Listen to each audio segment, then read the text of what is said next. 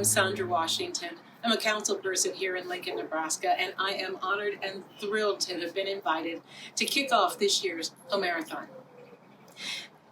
For the fourth year in a row, the Classics Department at the University of Nebraska-Lincoln has sponsored a Homerathon to celebrate the works of Homer. This year, instead of the Odyssey or the Iliad, it is going to be the hymns, the Homeric hymns, a pantheon to the Greek gods. What is really interesting about this event, besides the fact that it's taking place in a pandemic again, that even though we're in different places all across the country, and even though it's not the long Odyssey, you have an opportunity to jump in and jump out into the hymns of an individual god. You can listen to the long ones first, and then the short ones. You can mix it up.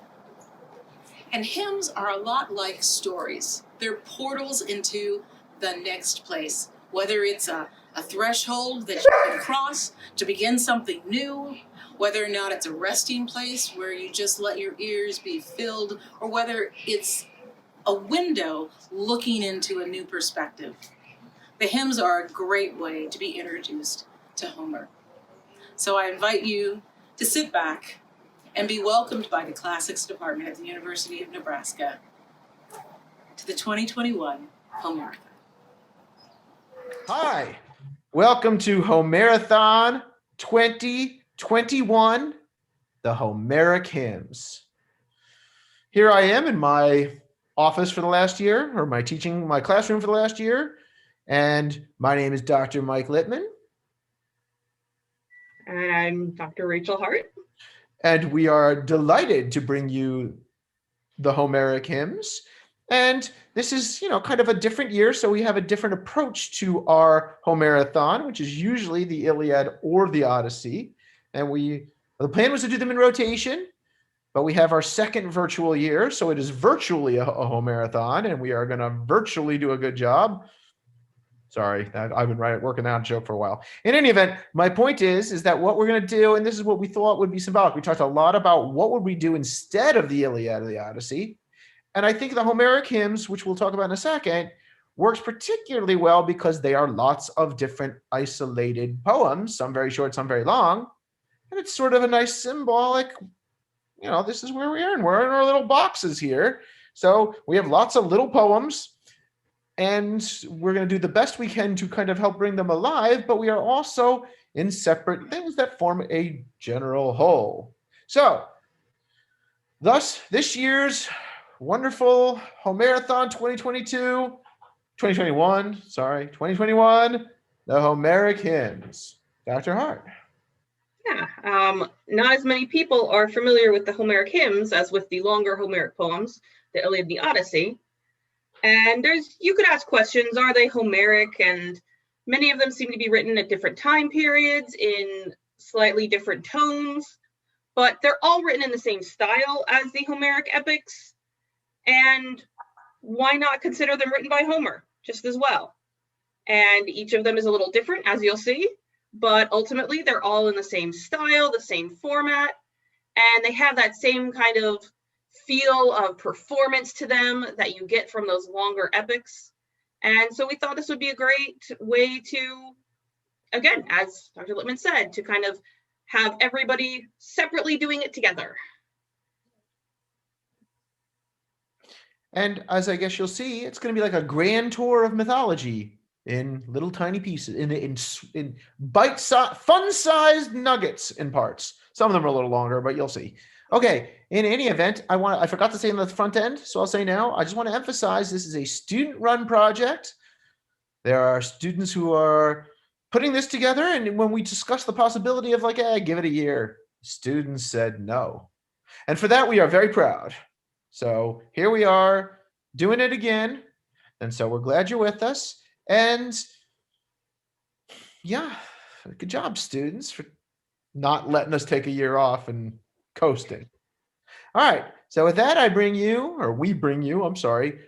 am introducing the first hymn, which is to one of my patron deities, Dionysus. Some say that you were born, O stitched in God, At windy Icarus or Draconum, or Naxos or Alpheus, the deep world river, to Semele and Zeus who loves the thunder. Others, Lord, claim that Thebes was your beginning.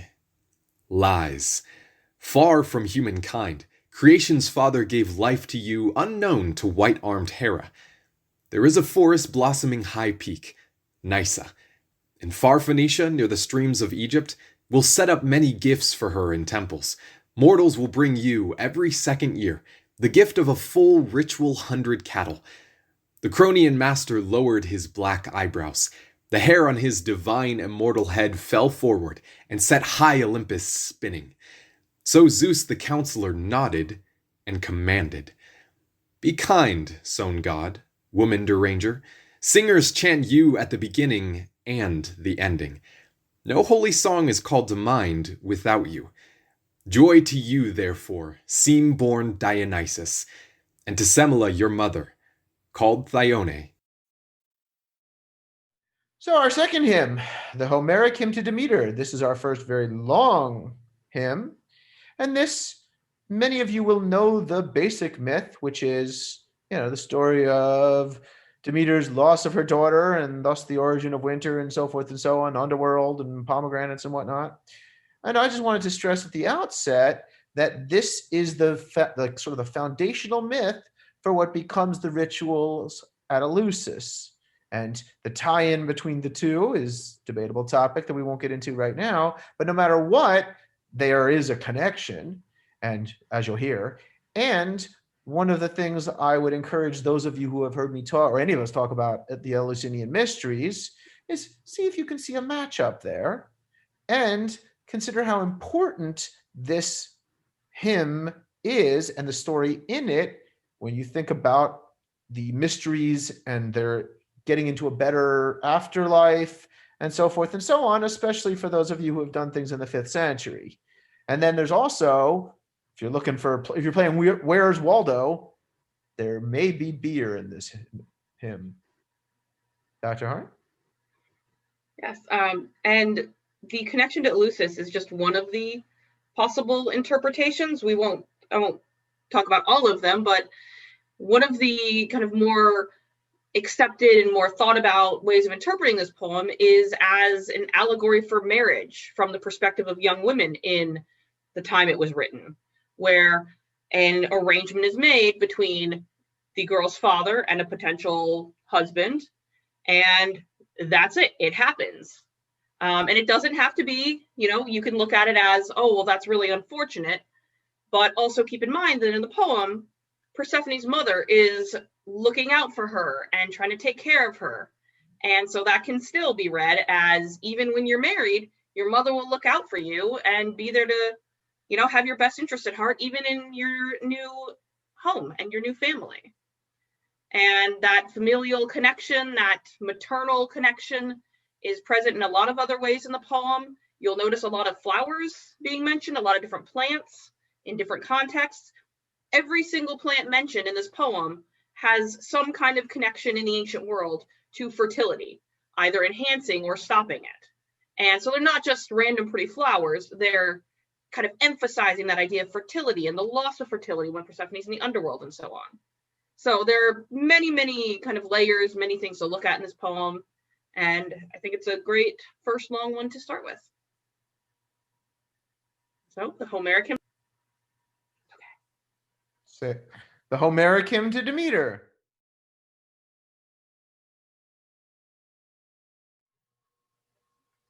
Here I sing fearsome, lovely-haired Demeter and her trim-ankled child, seized by Aidoneus. Far-seeing, thundering Zeus had sanctioned it.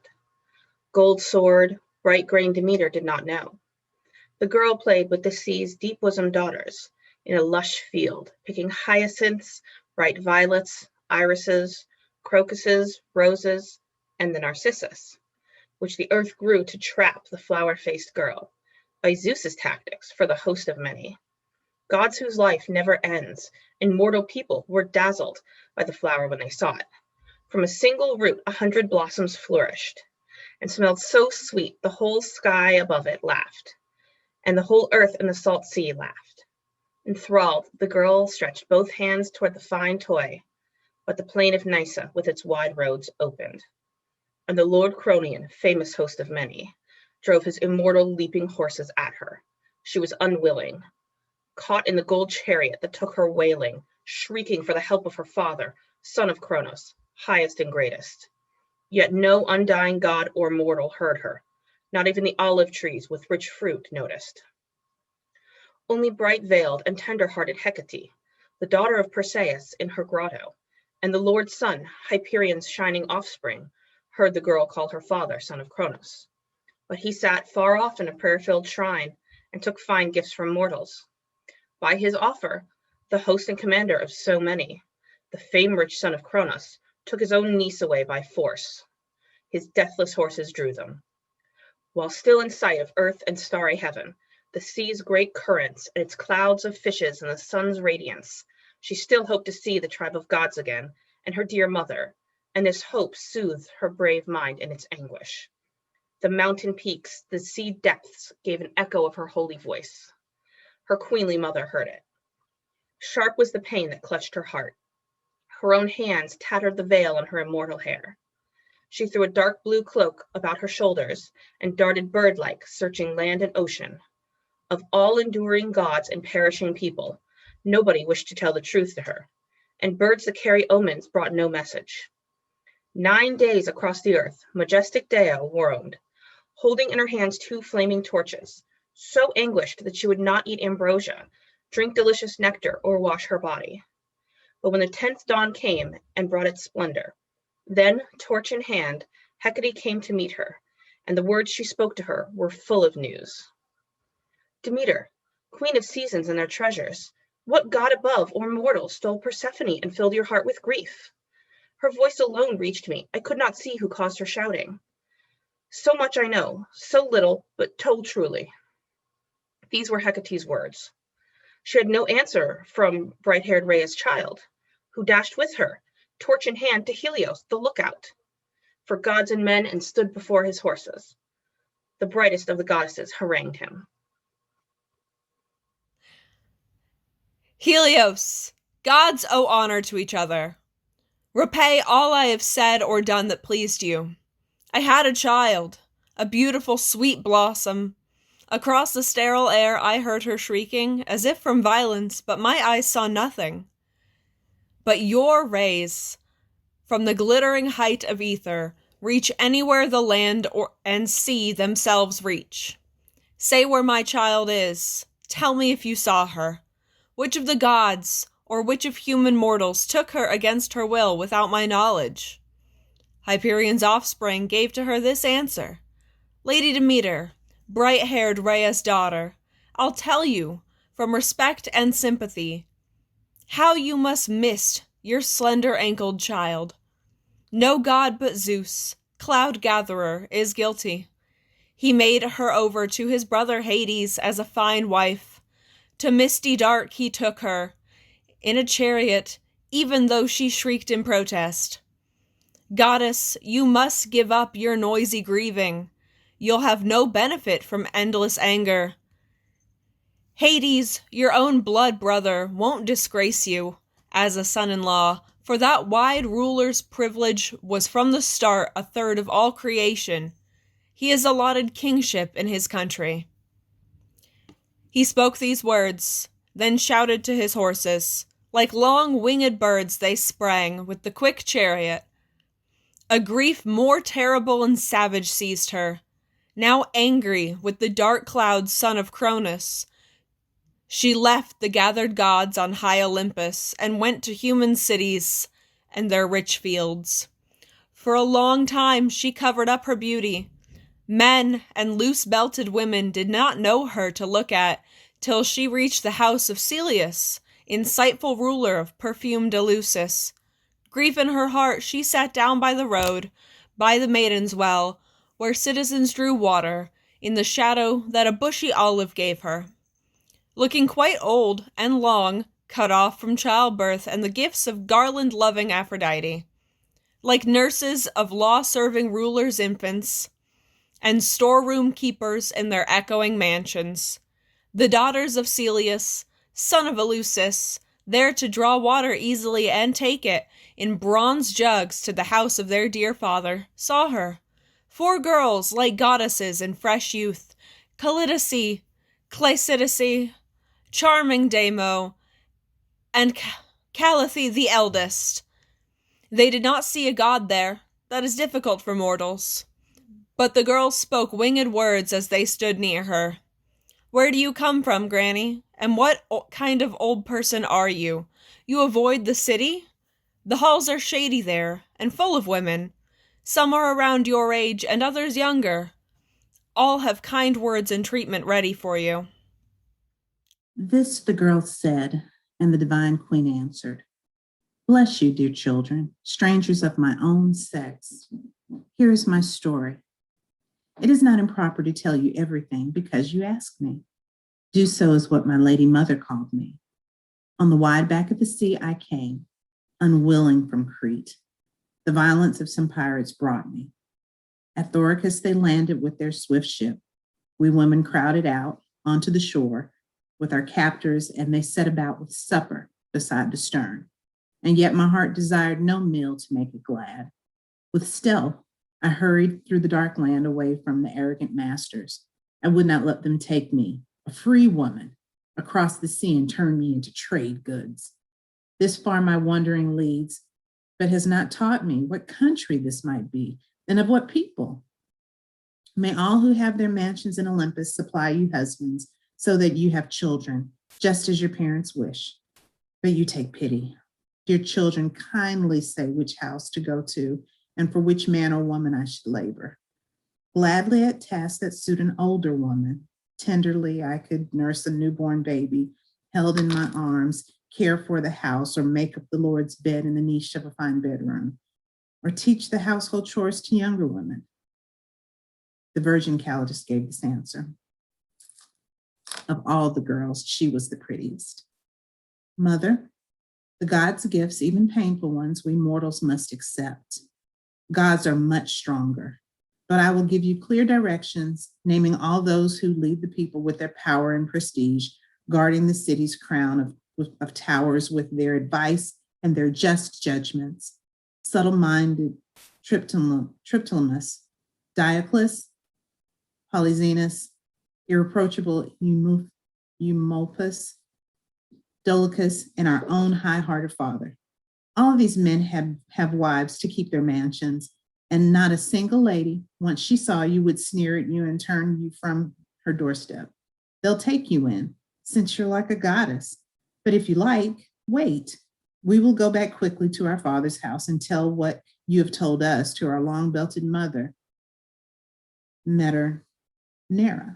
She might not let another family get you. The son she prayed for many years to have is growing up now in the well-built hall. If you can raise him into full young manhood, then any women anywhere who see you would envy the rewards you have for it. The goddess gave a nod. The girls filled up their bright jugs and returned with speed, exulting to their father's palace, where they told their mother all they had seen and heard. She, in a flurry, sent them to offer wages to the woman, as large as she might wish. As browse-contented heifers and does go prancing through spring pastures, the girls ran down the sheltered path. They held up their folds of their fine dresses, and at their shoulders their hair was quivering like crocus petals. Beside the road they found the glorious goddess where they had left her. To their father's mansion they took her. The divine one walked behind them, sorrowing in her heart, her head veiled, dark robe eddying around her slender, sacred feet. They came soon to the mansion of Callias, whom gods had raised, and entered. By a pillar, prop of the strong roof, sat their lady mother, and on her lap her tender child was lying. The girls ran up. Now she stood in the threshold, head at the ceiling, aura in the doorway. Then pale fear, reverence, wonder seized the lady. She stood and urged the other to be seated. Demeter, bringer of seasons, giver of bright gifts, declined to touch the couch in all its splendor, but stood there stubborn, lovely eyes averted. Then shrewd Iambe set a well-built stool out, and on it draped a fleece the shade of silver. Sitting on this, Demeter pulled her veil over her face and sat in quiet sorrow, showing no warmth in either word or movement, unsmiling, eating nothing, drinking nothing, just pining for her daughter with the long belt. But sharp Iambe, with her many jokes and sidelong wisecracks, coaxed the heavenly queen to smile and laugh and let her heart grow softer. In later times as well, she soothed the goddess. Then Metanira filled a cup with sweet wine to give her. She replied she must not swallow the deep red drink. She told her to mix water with barley and soft pennyroyal for drinking. The lady gave her this as she was ordered, and the majestic Dio drank in ritual. Then Metanira of the fine belt spoke first. Welcome, my lady, for I think your parents were noble. In your eyes is a devout grace, as in the eyes of kings, keepers of custom, the bitter gifts of gods are ours to suffer. Their yoke lies on our necks. Since you have come here, whatever I myself have, you may have it. Bring up my late-born son, whom I'd lost hope for, God-given prize for many years of praying. If with your help he reaches full young manhood, I'll give you such rewards that any woman who sees them will be overcome with envy. Then lovely garlanded Demeter answered, Great joy and blessings in return, my lady.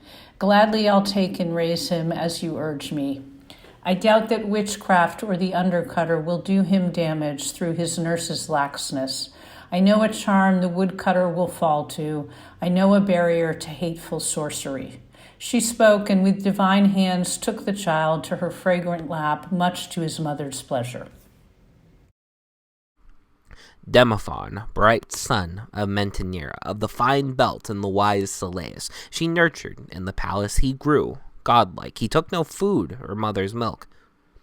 Demeter breathed sweetly on him, cuddled him, and rubbed him with ambrosia, just as if he were a god's child. At night she hid him, log-like, in the strong fire. His parents did not know. They only marveled how speedily he grew, and with divine looks. His death and old age would have been prevented, but ignorant, fine-belted Metanira, who played the night spy from her fragrant bedroom, saw it. Striking her thighs, she gave a shrill cry, beside herself with terror for her infant. These were the wailing, winged words that she spoke. Demophon, my child, the stranger buries you deep in flame. For me, a crushing torment.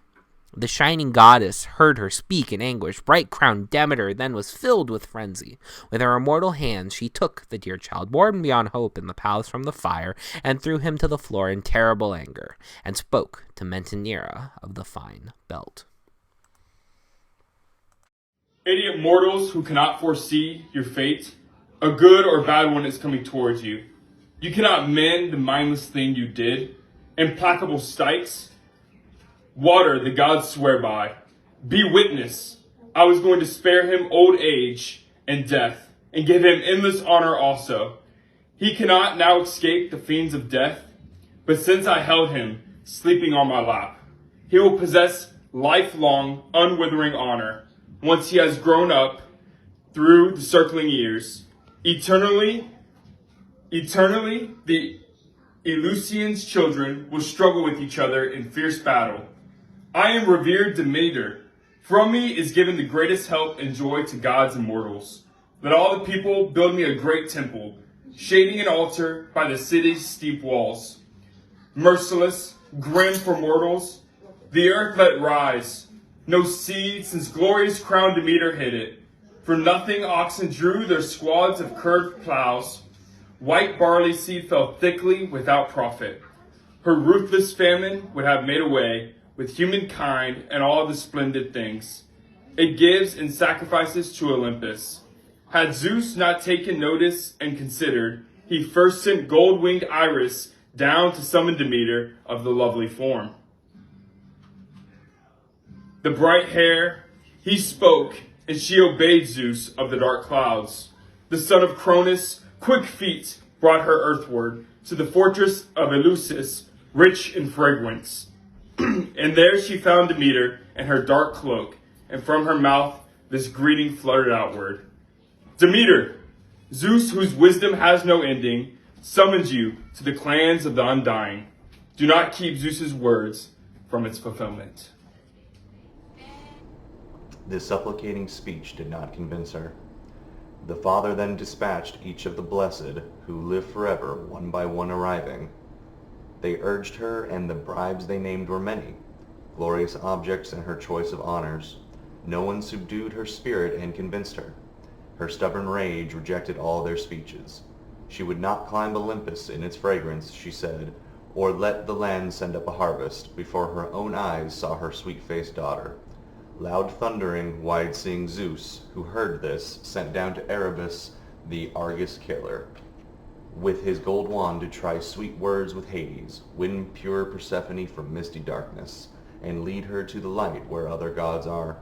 To her mother's sight and end her mother's anger, obedient Hermes, starting from Olympus, plummeted to the earth's invisible places, and there he found Lord Hades in his palace, his timid consort on the couch beside him, unwilling, longing for her far-off mother, who schemed revenge against the blissful gods. The forceful Argus killer stood before them.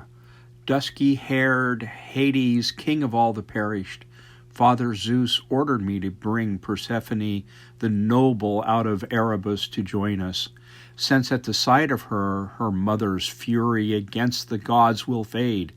She now plans outrage, the end of the weak tribes of earthly mortals. She hides the seed below the earth, destroying our tribute. In her great rage, she rejects us and sits apart in her sweet-smelling temple up on the craggy fortress of Eleusis. He said this. Adonis, king of the dead, grimaced, obeying Zeus, the ruler's orders. Quickly he told Persephone the prudent, Persephone, go to your dark-robed's mother and foster in your heart a gentle temper. And do not let what happened make you wretched. Among the gods, I'll be a fitting husband, as Father Zeus's brother. While you live here, all things that live and move will be in your charge, and yours will be the greatest holy honors. The sinners who do not appease your power, offering proper gifts and sacrifices in pure rites, will for all time feel your vengeance. Now wise Persephone heard and was elated. She eagerly got up, but canny Hades first slipped her a sweet pomegranate kernel to eat. He made provision that the modest dark-robed Demeter could not keep her daughter. Then Aidoneus, lord of many, yoked his deathless horses to the golden chariot, and she got in, and the strong Argus killer beside her gripped the reins and whip, and hurried out of the palace. Readily the horses took flight and swiftly finished their long journey. No rivers, nor the sea, nor grassy valleys, nor mountain peaks could block the heavenly horses. They rushed on through the endless air above these to where Demeter, bright-crowned goddess, waited before her scented shrine. She saw and bolted like a maenad down the forest-shaded mountain, and for her part, Persephone left the horses and chariot when she saw her mother's fine eyes, leapt down and ran and threw her arms around her. Even before she let her darling child go, Demeter grew suspicious. With a grim fear, she halted her caresses and addressed her. Surely you ate no food in that deep place, my child. Tell, do not hide it. We must both know. Can you return to me from hateful Hades and to the brooding clouded side of Kronos, to stay with us, adored by all immortals? Or must you go back to earth's secret places to live a third of every set of seasons? The rest with me, though, and the other deities. When the earth blooms with lovely scented flowers of every kind, then from haze and darkness, you will come up, and gods and men will marvel. But how did the strong host of many trick you? Persephone the beautiful answered her, Dear mother, I'll tell everything that happened. When the Argus killer came, kind messenger from my Cronian father and the others living in heaven, to bring me up from Erebus. So at the sight of me, your terrible anger against the gods would end. With joy, I jumped up. But in my mouth, he put some pomegranate, sweet food. By force, against my will, I ate it. How through the cunning of my Cronian father, he took me to the earth's invisible places. I'll tell you everything, just as you ask me. All of us roamed around the lovely meadow. Lucip, Fennel, Ianthe, Electra, Caliroi, Melita, Iachi, Rhodea, Tyche, Melobusis, flower-faced Ochiroi, Chrysiis, Ianira, and Acasti. Admiti, Rhodope, Pluto, sweet Calypso, Styx, Urania, charming Galaxora, strife-waking Pallas, arrow-pouring Artemis. We had our fun there picking pretty flowers. Soft crocus mixed with hyacinth and iris, rosebud and lily, wonders, and the narcissus, which the broad earth sent growing like a crocus. I picked it in delight. The earth beneath it gaped, and the strong Lord, host of all the perished, took me below the ground in his gold chariot. But I resisted and I shrieked in protest. Though what I tell is painful, it is truthful. All that day they spent in perfect concord. Great was the joy they lent each other's spirit, closely embracing, free from all their sorrow, exchanging rapture. Bright-veiled Hecate came near. Time after time she clutched the child of pure Demeter, and in after ages the goddess was her servant and companion. Deep thundering, wide-seeing Zeus sent word now through bright-haired Rhea to dark-cloaked Demeter to join the gods' clans. Choosing any honors, he promised this among the deathless beings. And he consented that as the year circled, the girl would spend a third in misty darkness, and 2/3 with her mother and the other immortals. The goddess did not disobey. She rushed down from the summit of Olympus to the fertile richness of the Rharian plain, the richness that had been. The land was useless, all leafless. Demeter of the pretty ankles hid the white barley cunningly. But later, as springtime flourished, grain would stream in long ears, and these would soon fill up the fertile furrows when the time came for tying into sheaves. There she alighted from the barren ether. The two were overjoyed to see each other. Shining-veiled Rhea then addressed Demeter. Come, child, far-seeing and loud thunderous Zeus summons you to the nations of immortals for any holy privileges you choose. He sanctions that your child will stay a third part of the circling year beneath the misty darkness, but live with you and all of us for 2/3. He gives his nod for this to be accomplished. Listen, my child, give up your stubborn fury towards the son of Cronus hiding in a dark cloud, and quickly give mankind their nurturing harvest. She spoke. Sweet garlanded Demeter listened, and hurried crops to daylight through the rich loam. The whole wide earth was heaped with leaves and flowers.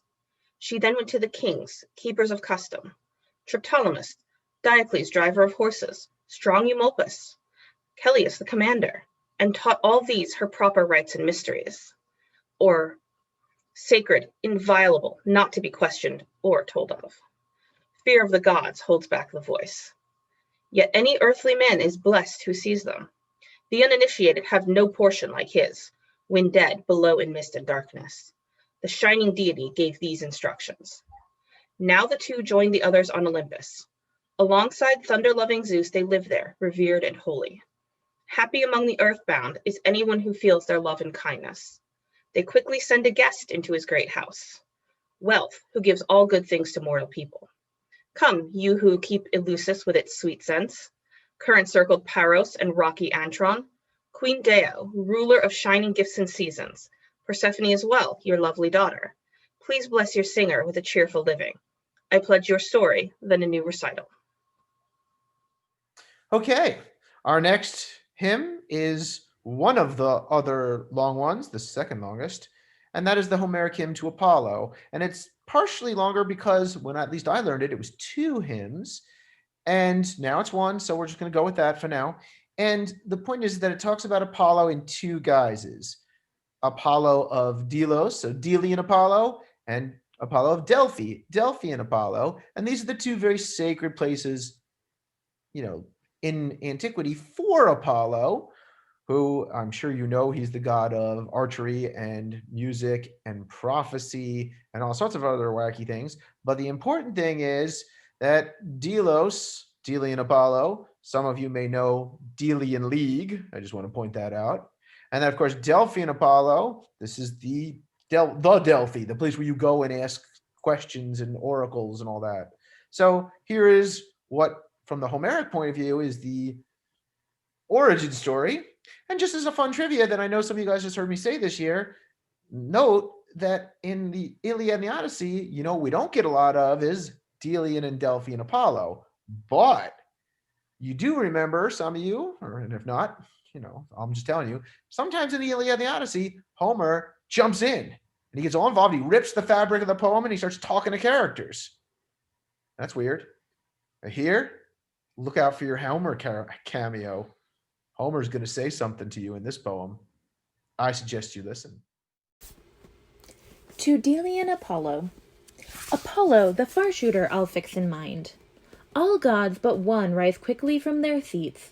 All but one shake while he is striding toward them through Zeus's house, drawing his glittering bow. Leto remains by Zeus, who loves the thunder.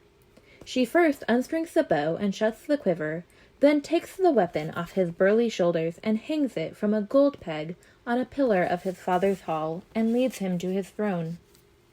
His father hands him nectar in a gold cup, greeting his cherished son. The gods around them can now sit down. And joy fills Lady Leto at the great power of her bowman offspring. Hail, blessed Leto, with your shining children, lordly Apollo, Artemis, arrow pourer. One in Ortygia, one in rocky Delos was born. You leaned on the long Cynthian ridge beside the palm tree and Inopus waters. How can I make one song from all your glory? Yours is the grassy reach of singing, Phoebus, across the fertile mainland and the islands. You love the lookouts and the towering headlands of the steep mountains and the seaward rivers, the beaches leaning toward the sea, the harbors. Should I tell how you, the world's joy, came from Leto, who leaned on Cynthus on the rocky island, Delos in flowing seas? On both sides, black waves rushed toward the dry land under shrill wind's power. So you were born to be the lord of mortals.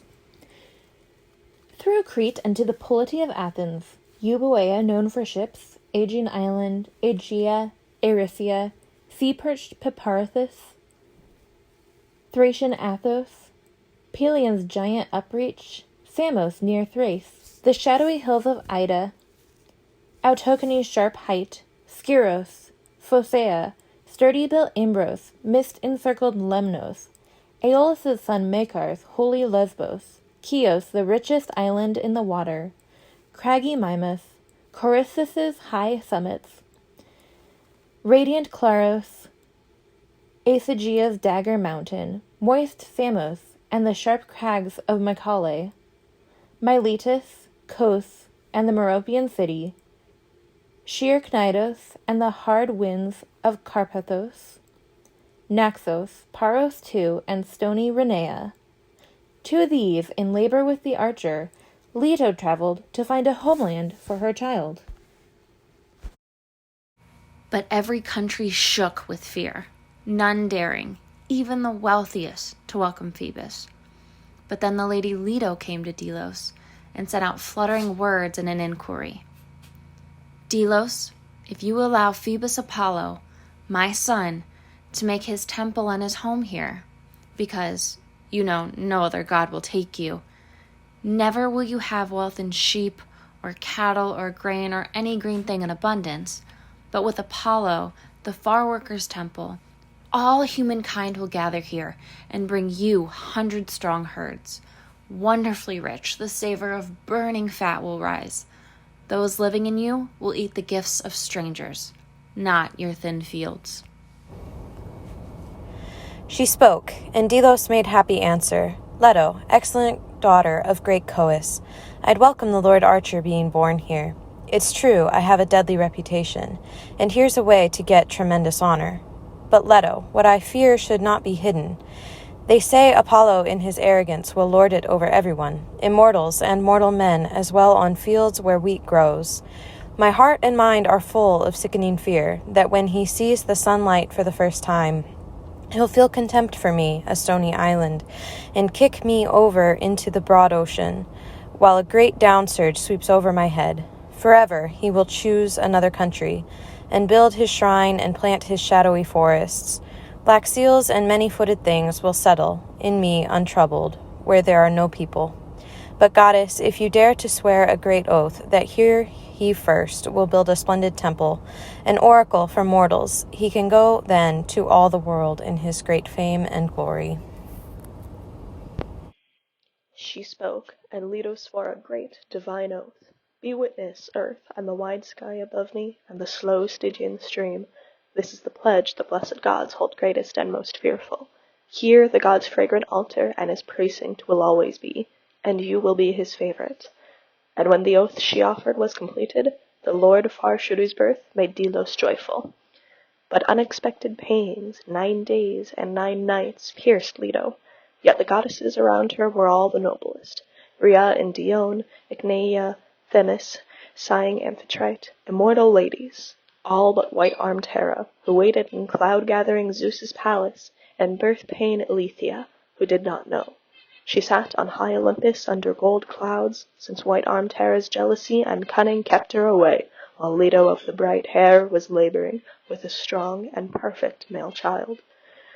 Dispatching Iris from the settled island, they sent for Eileithyia with a promise of huge 9-cubit necklace made of gold threads. Iris must call her out past white-armed Hera, whose words would turn her back from her commission. And when the swift, wind-footed Iris heard this, she ran, and soon made nothing of the distance. And when she reached the god's home, steep Olympus, quickly she called and summoned Eileithyia out of her palace with a swarm of fine words, exactly as the goddesses had ordered, and coaxed her heart inside her to the purpose. They went ahead, like shy doves in their movements, when birth-pain Eileithyia came to Delos. Then only did birth's urgency seize Leto. She grasped a palm tree in her arms, knees driven into the soft grass. Earth, beneath her, smiled. The god leaped lightward, every goddess shouted. Then, Phoebus of the holy shriek, they washed you reverently in pure water and swaddled you in a soft new cloth, and wrapped gold bands around you. Apollo of the gold sword never nursed.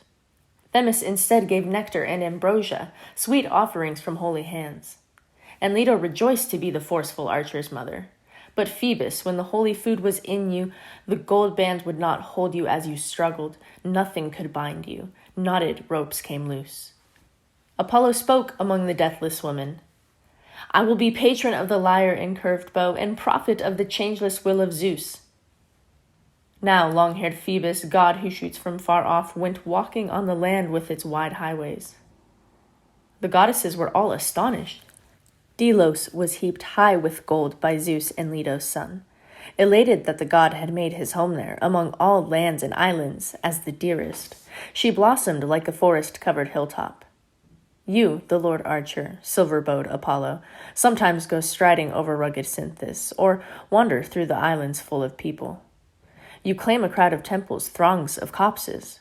You love the lookout places and the headlands of soaring mountains, ocean-chasing rivers. And yet you have your greatest joy in Delos. To worship you, the trailing-robed Ionians gather there, men, their shy wives, and their children. There, boxing, dancing, and the works of singers commemorates you in diverting contests. Whoever sees this, the people altogether, would say that they were ageless and immortal. Their grace would hold his eyes, his heart would relish the sight of men and suavely belted women, and the wealth brought with them in their speedy ships. There is one more imperishable wonder, the Delian entourage of the far striker, the girls who sing to start about Apollo. Next, Leto and her arrow-pouring daughter. They call to mind, then, all the men and women of the time gone, to charm the gathered nations. They mimic every sort of voice in music. People, if they could hear, would think the singing came from themselves, it is so full of truth. Come now with Artemis, bless up Apollo. Singers, goodbye, but keep the memory of me. And when out of earth's people there arrives here a foreigner, with hard-earned knowledge, asking whom you young girls like the best among the singers, who you visit, whom you find the most entertaining, all of you give this man a single answer. A blind man, and he lives in rugged Chios. All of his songs will be the best forever. And I in turn will carry out your fame with me to every well-built city where I wander. The hearers will believe the truth I tell them. I'll never stop my praise of the far shooter, silver-bowed son of Leto, of the bright hair. To Pythonian Apollo. Charming Minoia is your domain, lord. In Lycia and Miletos, sweet sea city, you rule in person over sea-washed Delos. The son of marvelous Leto makes his journey, playing a hollow lyre towards stony Pytho, wearing divine, sweet-smelling clothes. The strings sound with ringing beauty under the gold plectrum. From earth, then to Olympus, quick as thinking he comes, to Zeus's house where the gods gather, and quickly draws them to his hymning lyre. All of the muses in their sweet responsion sing of the gods' eternal gifts, the hardships of humans at the hands of immortals, our mindless, helpless lives that never find a cure for death, a guard against old age. The smooth-haired graces in the cheerful hours, Zeus's child Aphrodite, Harmony, and Youth dance there, hands on each other's wrists, and Ares, the sharp-eyed Argus killer, perform with them.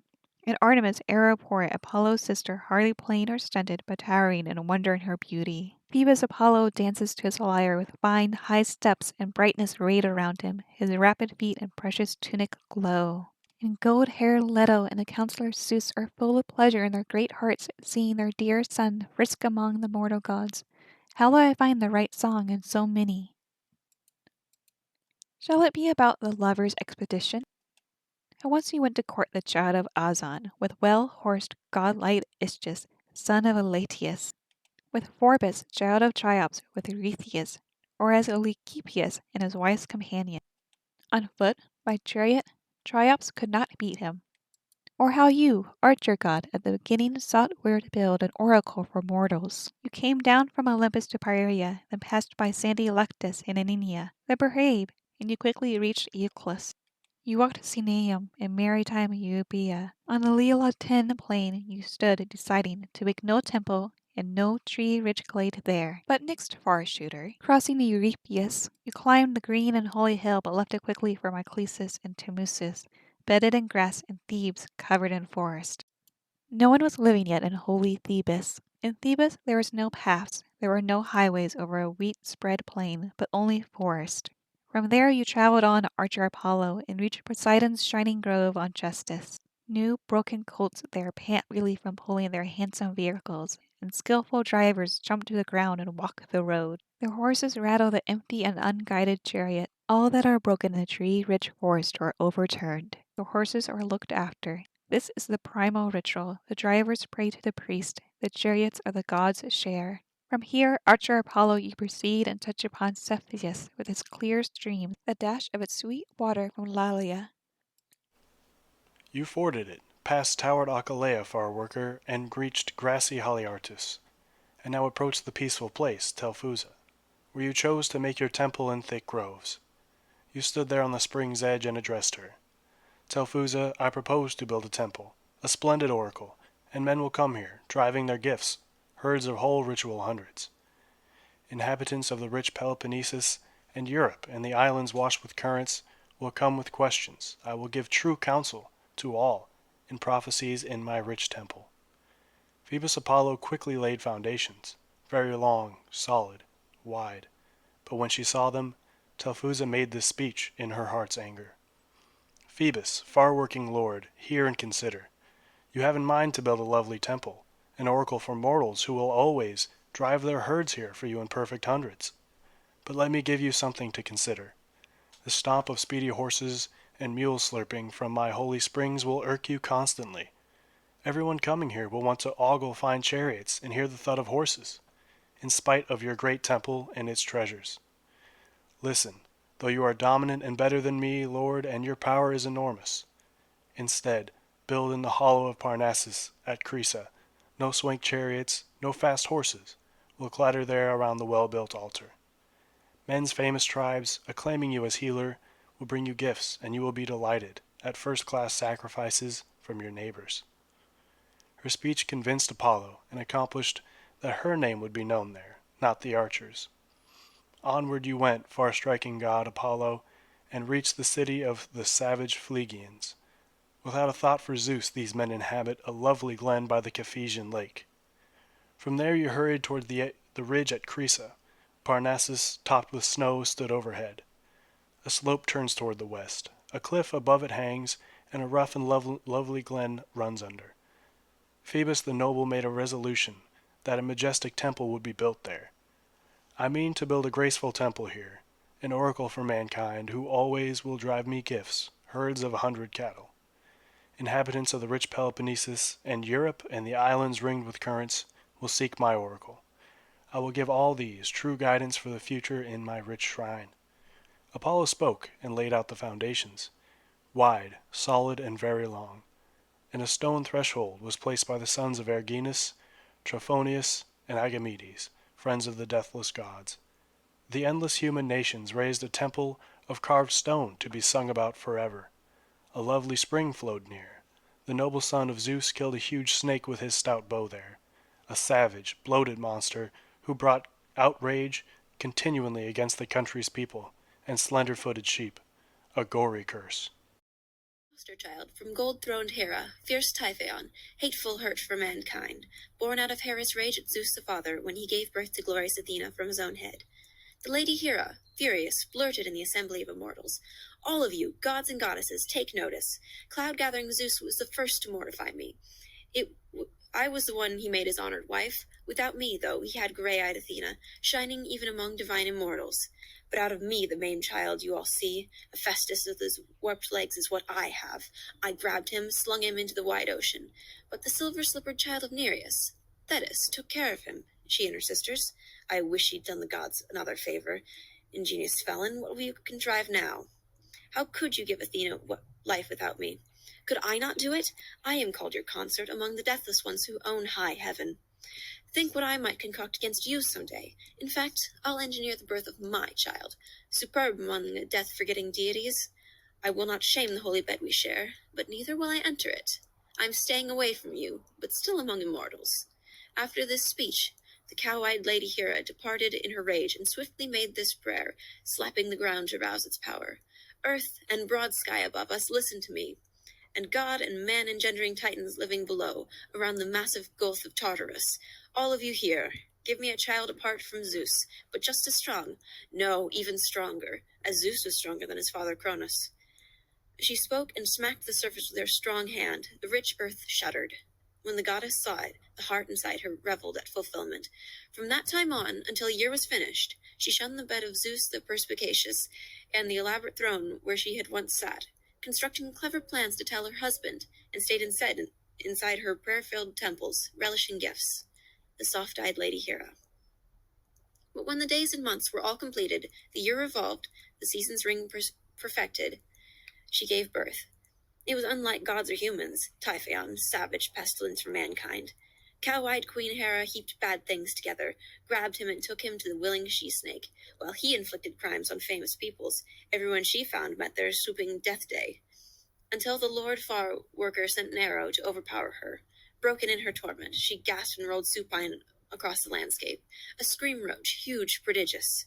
Through the forest she writhed in ring on ring and spat her spirit out with her gore. At last Apollo boasted, "Lie here and rot on the man-nurturing ground. You will not be a blight on living mortals. Feeding on what fertile land produces, they'll bring here offerings of perfect hundreds. Typhoeus and the infamous Chimera cannot stop death that lays on your hard bed. Black earth and bright Hyperion will rot you." He said this, gloating. Shadow veiled her eyes.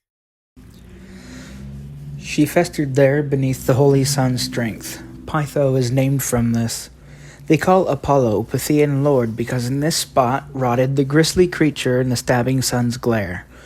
And then at last Phoebus Apollo realized how he'd been cheated by the lovely fountain. He quickly reached Telphusa in his anger, and, standing very near, spoke to her these words. Telphusa, your deception had no chance to keep this pretty spot for your sweet water. My fame will live here too, and not yours only. Apollo, Lord Farworker, shouldered a bluff down in a stream of stone to hide her offsprings, and built an altar in the woody thicket next to the lovely spring. All those who pray there give him the name Telphusian, invoking the god who shamed Telphusa's holy currents. Phoebus Apollo wondered in his heart which men to muster to perform his mysteries, to be his servants up in ragged Pytho. And as he thought, the wine-dark seascape showed him a fast ship with a crew of many fine men, Cretans out of Minoa and Knossos, that race who sacrificed to Phoebus of the gold sword, and bring out the decrees of Lord Apollo from the bay tree in the hollow of Parnassus. They sailed in their black ship to trade for profit with the inhabitants of sandy Pylos. Phoebus Apollo met them now, appearing out on the sea, dolphin disguised, and hurtled onto their ship's whip. Fearsome, huge, he lay there. No soul among the crew could recognize him.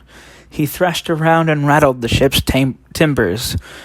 The men sat quiet on the ship in terror, not loosening the hollow black boat's tackle, not taking down the sail above the dark prow. In the direction that the ox throngs sent them, they skimmed. A rushing south wind urged their quick ship forward, and first they left behind Malea. Then off Laconian land they reached Tinarum, the sea-ringed town, district of mortal charming Helios. Always in that splendid country the deep-fleeced sheep of the majestic sun graze. They longed to land, get off, and take account of the marvel on the deck, and then to see whether the monster on the hollow ship's floor stayed or leaped over to the fish-filled salt swell.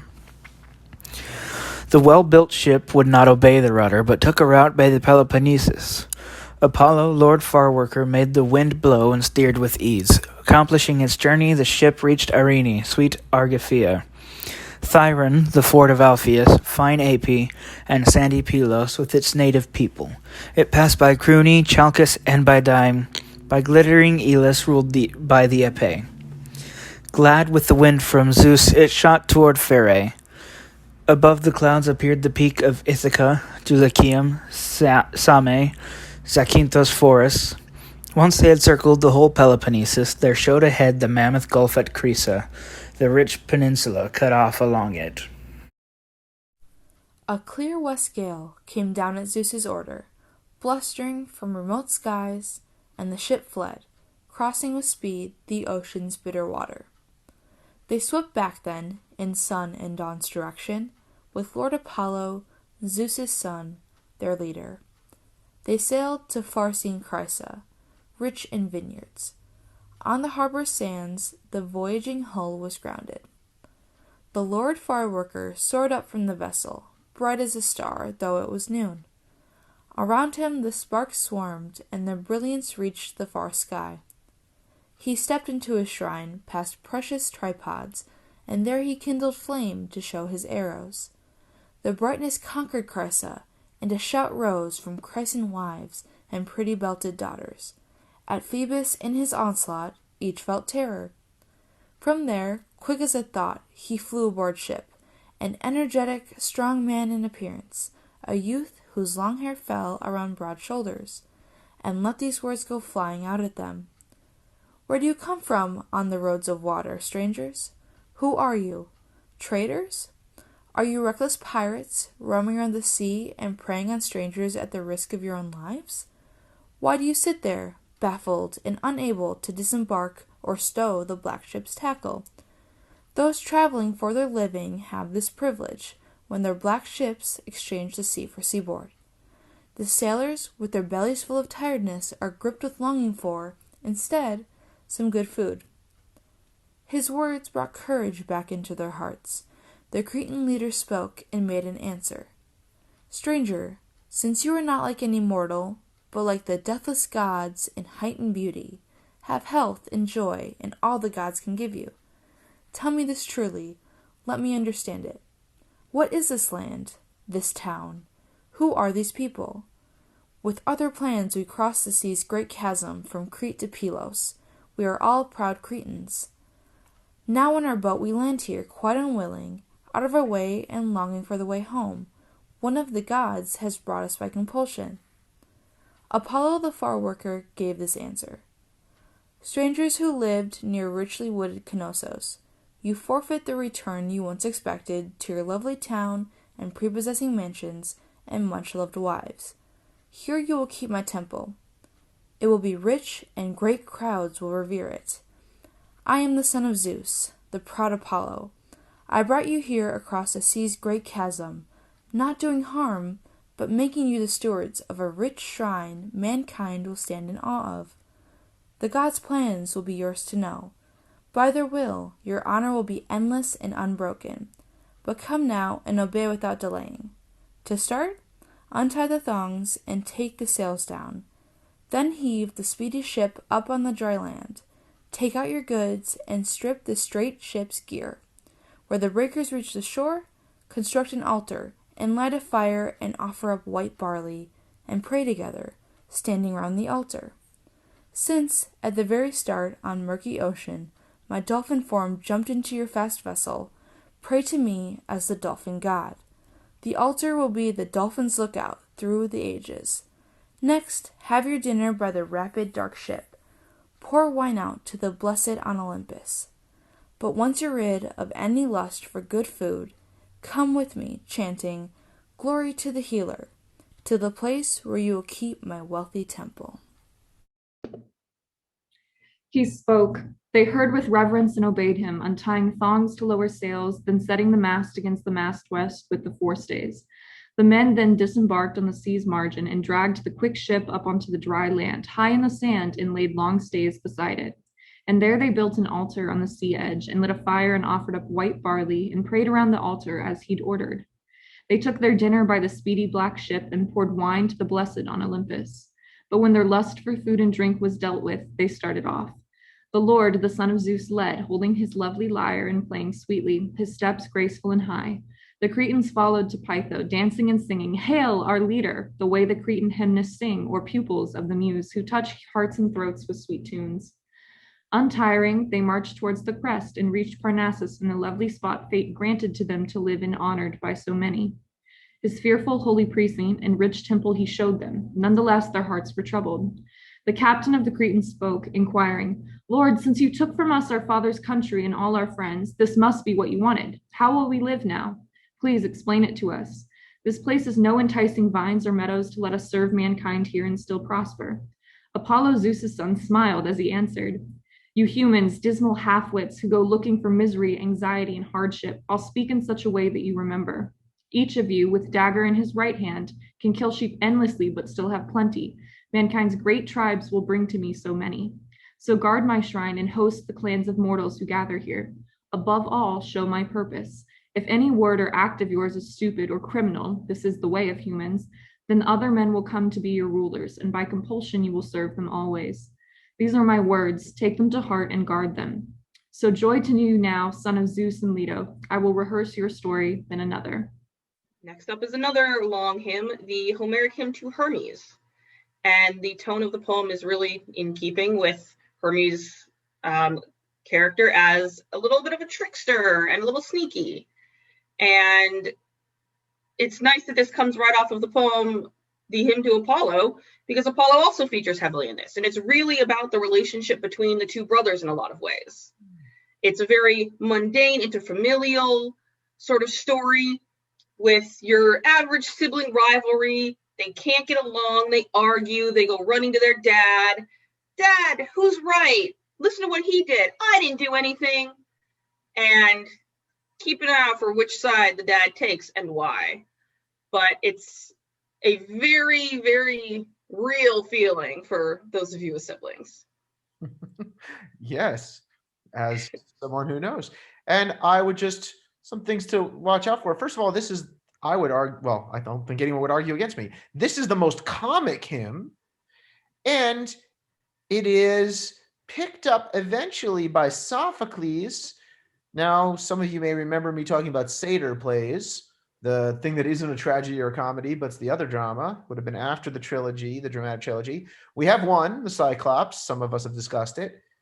We have a fair amount of one called The Trackers by Sophocles, which has the satyrs kind of playing, Sherlock Holmesy kind of characters helping Apollo find his lost cattle. But obviously, it is a retelling of this hymn. So the hymn definitely struck at least Sophocles as funny, and then he picks up and runs with it. Here's some things to look out for. There's a fart.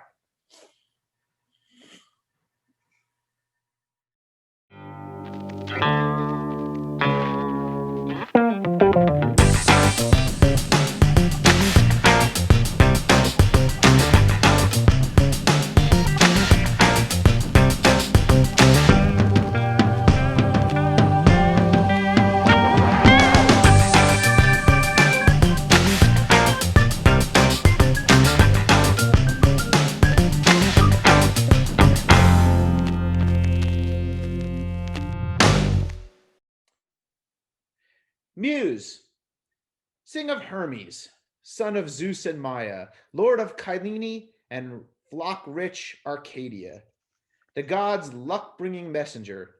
His mother, Maia, the bright-haired nymph and Zeus's lover.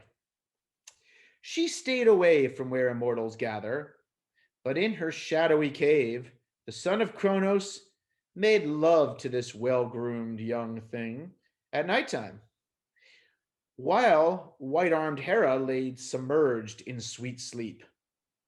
No deathless gods or mortal men could see him, but then, when brilliant Zeus achieved his purpose, when the ninth moon at last was fixed in heaven, she brought a child to the light worth noticing.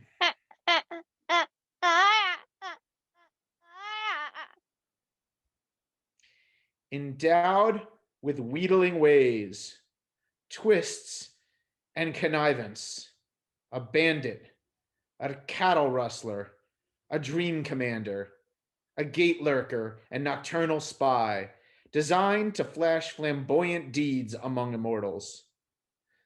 Though morning born, at noon he played the lyre. He stole the archer's cattle in the evening. On the fourth, the day the Lady Maya had him, he vaulted from his deathless mother's body, but wouldn't settle in his holy cradle. He jumped from it to find Apollo's cattle. He crossed the threshold of the high-roofed cavern and found a lasting source of fun, a tortoise. Hermes first turned the beast into a singer. Beside the courtyard gates, they met each other.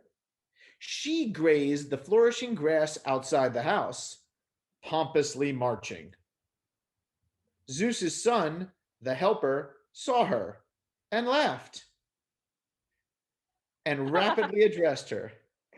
A helpful sign so soon. I won't reject you. Welcome, lovely keeper of time for dancing at banquets. Tortoise living in the mountains.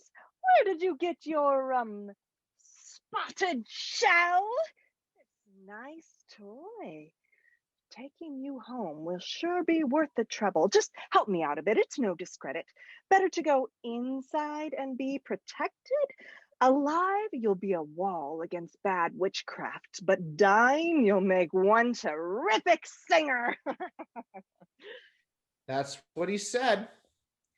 He lifted her with both hands and hauled the tempting trinket from the yard. Upending her, he took a gray iron chisel and stabbed the life out of the mountain tortoise. As when someone harassed with swarms of worries feels in his mind a thought that swiftly passes, or when the eyes send glances spinning out.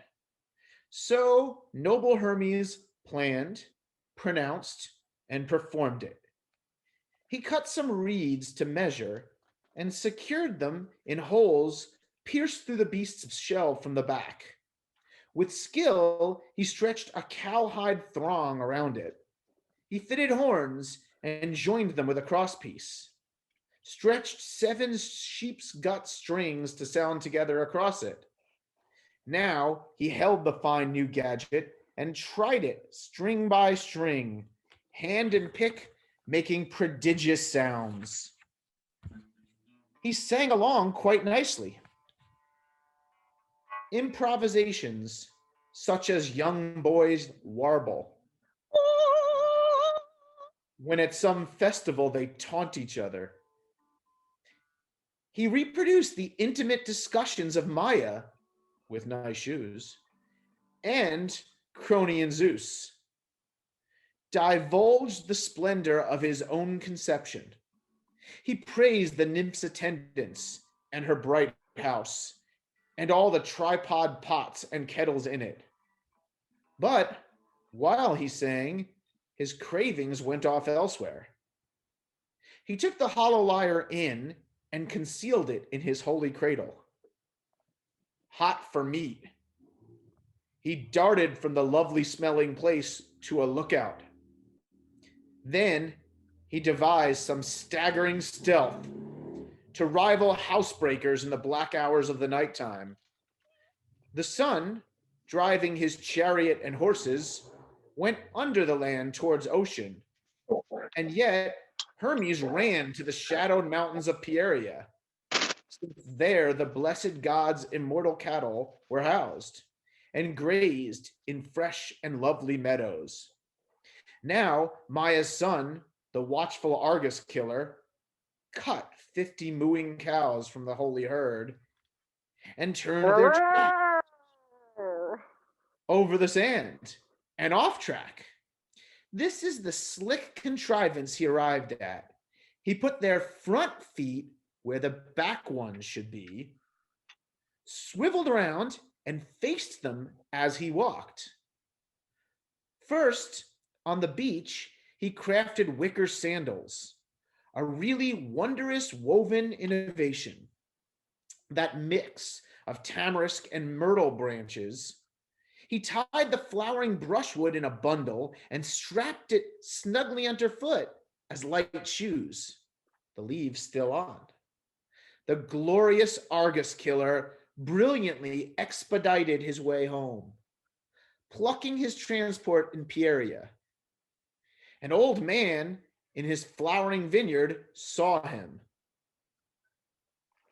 rushing towards the plain through lush Onchestus, and Maya's splendid son was the first to speak.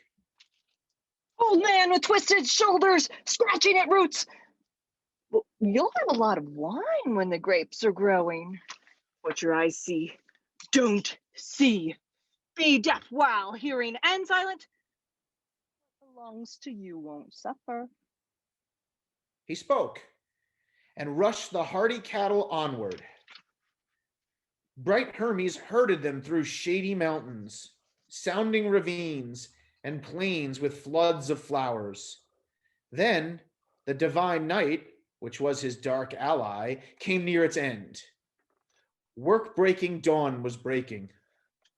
Shining Selene, daughter of Lord Pallas, the son of Megamedes, climbed her lookout as Zeus's strong son reached the Alpheus River, driving Phoebus Apollo's wide-browed cattle.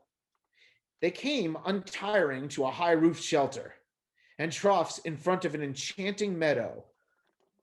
When he had grazed the lowing cattle richly, he drove them close together to the stable, munching on dewy galingale and lotus.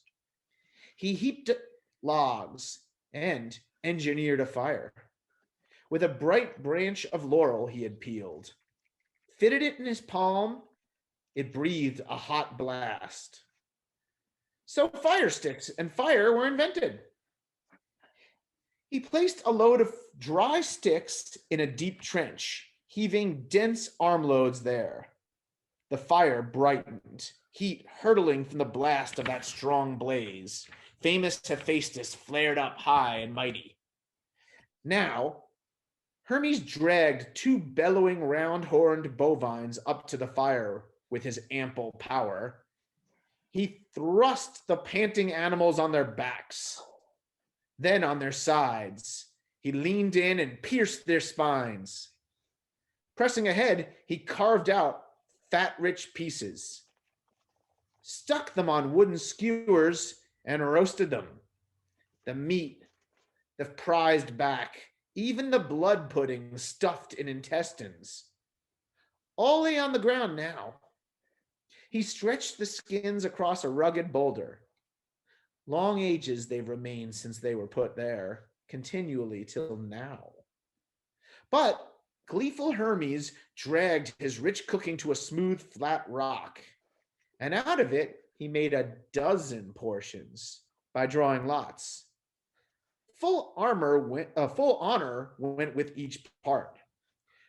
Bright Hermes lusted for the meat he offered. The rich smell nettled even an immortal. But that tough and manly heart was stubborn. His holy throat would not take what it longed for. Instead, he took it to the high-roofed barn, fat and a heap of meat, and stashed it high up, a souvenir. He piled dry wood and fired it, destroying heads and hooves with no exceptions. After the god had finished all these duties, he threw his shoes into the deep world Alpheus and quenched the coals and spread sand on the black ash. It took all night, but the moon shone quite nicely. He dashed back to Kyleni's glittering peaks at dawn and met nobody on the long road. No blessed god, no human full of dying. No dogs barked. Hermes, Zeus's son, the helper, squirmed sideways through the keyhole of the hall, pliant as a fog or wind that blows in autumn. He snuck straight through the cave to the rich bedroom on tippy toes, quite soundless, as if floating. In haste, heroic Hermes reached his cradle with muffled shoulders, like a helpless infant. He lay and fiddled with his knees and blankets, but in his left hand clutched the glorious, gorgeous lyre. Still, the god couldn't fool his goddess mother. Where have you been tonight, you little hustler? Outrageous how you come home now. I reckon Leto's son's gonna wrap your chest in tight chains and haul you through our gate. Or random thieving will be your lurking life in the back country. Get out of here. Your father sure made trouble in making you a pain for gods and humans. Hermes replied with cunning comments this way. You snarl at me like I'm a helpless baby who isn't too experienced in blame. He's terrified at Mama yelling at him. I'm taking on the very best vocation. It's going to feed both you and me forever. We're not just staying here like you're insisting and missing prayers and gifts that other gods get. Better associate with the immortals from now on. We'll be rich with lots of wheat fields than sit in this dank cave. And for position, the cult Apollo's got, I'm going to share it. And if my father tells me no, then I'll try to be the king of the robbers because I know how. But if the fabulous son of Leto finds me, I think it will be even worse for him. I'll puncture his enormous house at Pylos and help myself to pots and flashy tripods and gold, of course, and loads of shiny iron and scads of clothes. Just watch me if you want to. The son of Aegis-holding Zeus and Maia, lady, were still talking on this topic when Dawn, the early-born, rose from the deep streams of ocean, bringing light to men. Apollo came to the handsome coppice of Ancestus, the loud earth-holder's sacred place. An old man pastured his stalwart beast by the vineyard path, and Leto's glorious son got his attention. Hey, old man Gil, Grassy Oncestus's thorn plucker. I come here from Pieria seeking cattle. All of them are my own herds, curved horn females. Alone, apart from these, the black bull foraged. 4 dogs with glittering eyes came after them, just like a squad of men. But they were left there. The dogs, the bull as well. It was like magic. They went away, just as the sun was setting, from the soft meadow and its luscious grass. Old timer, tell me if perhaps you witnessed anyone on this road behind my cattle. The old man answered him and spoke as follows. Hello, it's not so easy going over the things I see.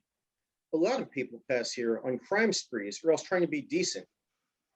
They come and go. It's hard to know for each one. The whole day long until the sun went under, I've been here digging in my platted vineyard. But sir, I guess I thought I saw a baby, someone or other, who had fine horned cattle. This newborn with the staff skipped this way, that way. He forced them backward with their heads against him. Hearing these words, Apollo went on faster, but saw a slim winged omen bird and realized that the robber must be Cronian Zeus's child. The Lord Apollo, son of Zeus, then hurried to holy Pylos for his shambling cattle, his massive shoulders hidden in a blue cloud. The archer, when he saw the tracks, exclaimed, Hey, what's this supernatural thing I'm seeing? Footprints. It's got to be of straight horned cattle, but turning back into the field of lilies. And here, no man walked, and no woman either, and no gray wolf I see, or bear, or lion. And I don't even think a mane-necked centaur could take such outsized steps in his swift journey. They span the road. Weird. And over here, weirder. The Lord Apollo, son of Zeus, then hurried clear to the woody mountain of Kylene, to the shadowy den of rock where the divine nymph had had a child by Zeus, the son of Kronos. A pleasing odor swathed the holy mountain, and lots of slender-footed sheep grazed on it. Into the dark cave, over the stone threshold, Apollo the far shooter rushed in person. When Zeus and Maia's son perceived Apollo the archer, furious about his cattle, he hunched in fragrant blankets, like the deep coals of tree stumps huddled in a bed of ashes. So Hermes squeezed up when he saw the archer. He squirmed his head and hands and feet together, like a cozy, dozing newborn. But he lay there, awake, and he held his lyre in his armpit. The son of Zeus and Leto recognized them, the lovely mountain nymph and her dear child, although he was a stealthily wrapped baby. Peering in all the corners of the large house, he took a bright key and unlocked 3 cupboards crammed with lovely ambrosia and nectar. A heap of gold and silver lay there also, and the nymph's extensive plum and silver wardrobe. The ordinary blessed God provisions. When he had poked through all the mansion's closet, the son of Leto spoke to glorious Hermes. Hey, baby in your cradle, tell me right now, where are my cows? Or we could have a bad fight soon. I could throw you down the murk of Tartarus, the awful, endless dark. And Mommy and Daddy could never bring you back to daylight. Down there, you'll wander with the job of Lord of Babies. But Hermes gave him this conniving answer. How can you be so nasty, son of Leto? You've come here looking for your grazing cattle? I never saw them, never heard about them. I couldn't point them out, not if you paid me. I guess I'm just a brawny little cattle rustler. I wouldn't do this. I've got other interests. Sleep, for example. Suckling my mother's milk. Blankets around my shoulders. Getting warm baths. I hope nobody finds out why we're fighting. The gods who never die would find amazing the story of a newborn coming indoors with cattle from the field. You're talking crap. Born yesterday, I've got soft feet. The ground's hard. You want me to swear on Dad's head? That's some swearing. I promise you, I really didn't do it myself and didn't see who stole your cattle. Whatever cattle are, the words, all I know. That's what he said. Eyes glimmering intensely, eyebrows a flicker, gaze distinctly wobbly, and gave a long, drawn-out, disdainful whistle.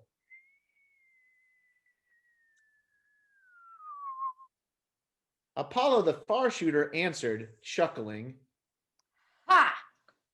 You cunning con. I bet you've bored already any number of times into fine houses. You've shafted more than one man in this one night, sacking their homes unheard for all your glib talk. You're going to hassle lots of shepherd yokels in high glens when you find the means for feeding your meat lust.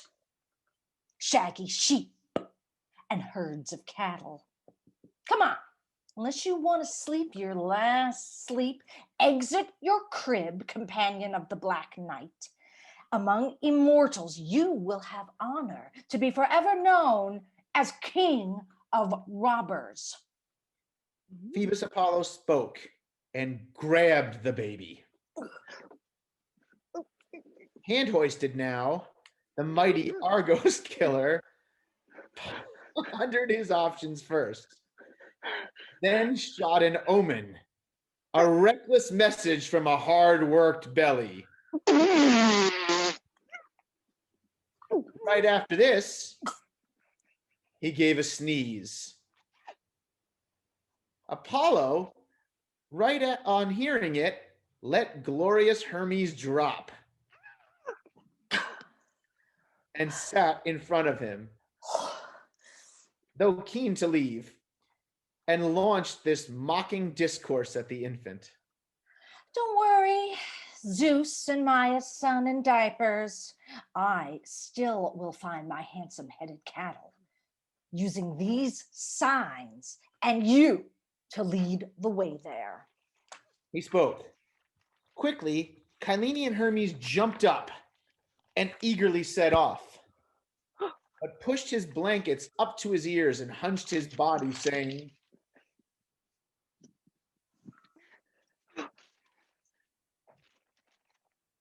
Where will you take me, meanest god, far shooter? Is it because of cows that you attack me? I hope the species gets wiped out.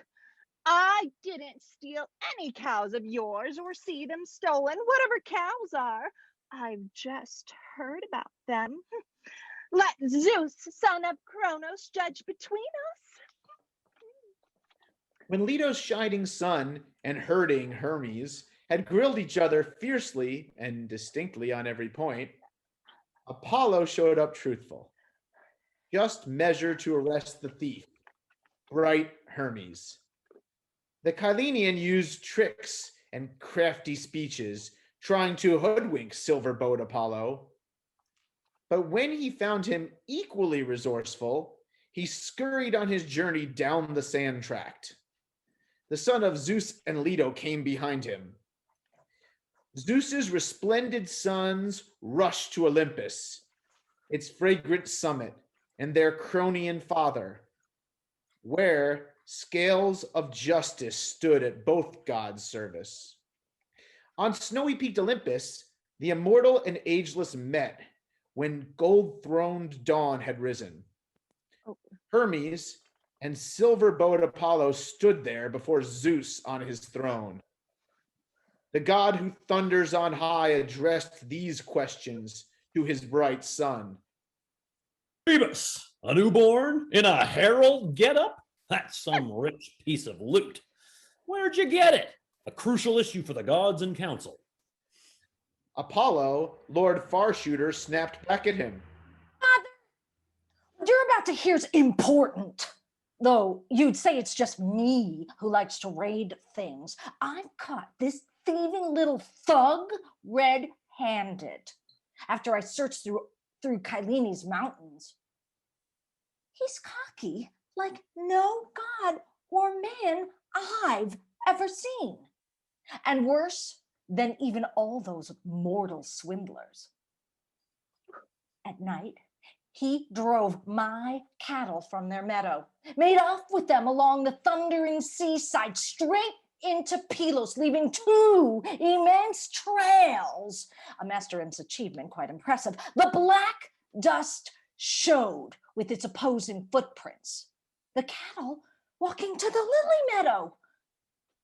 This hellion stepped through sand outside the roadway, not with his hands or feet, but some contraption, some strange device that dug enormous trenches. Somebody walked on thin oak logs, it looked like. As long as he was skittering through the sand, all of his dusty trail was quite apparent. But when he covered the expanse of sand path and reached hard earth, his traces and the cattle's vanished. A borner man did witness him driving a wide-browed cow clan straight to Pylos. But once he coolly put them in the fence there and straddled acrobatically to the road home, he lay as still as black night in his cradle, in the dark, murky cave. A sharp-eyed eagle could not have seen him, but his hands kept rubbing his eyes as he came up with stuff to pull next. He even had the gall to tell me straight out, I didn't see them, didn't hear about them. I couldn't turn them in, not if you paid me. Just Apollo sat down when he'd said this, and Hermes told the gods another version, expounding to their father, son of Kronos. Zeus, father, out of me you'll get the true facts. I'm frank and have no experience at lying. He came to our place for his shambling cattle.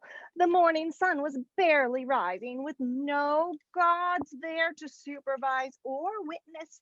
He mercilessly grilled me with repeated threats of throwing me down gaping Tartarus.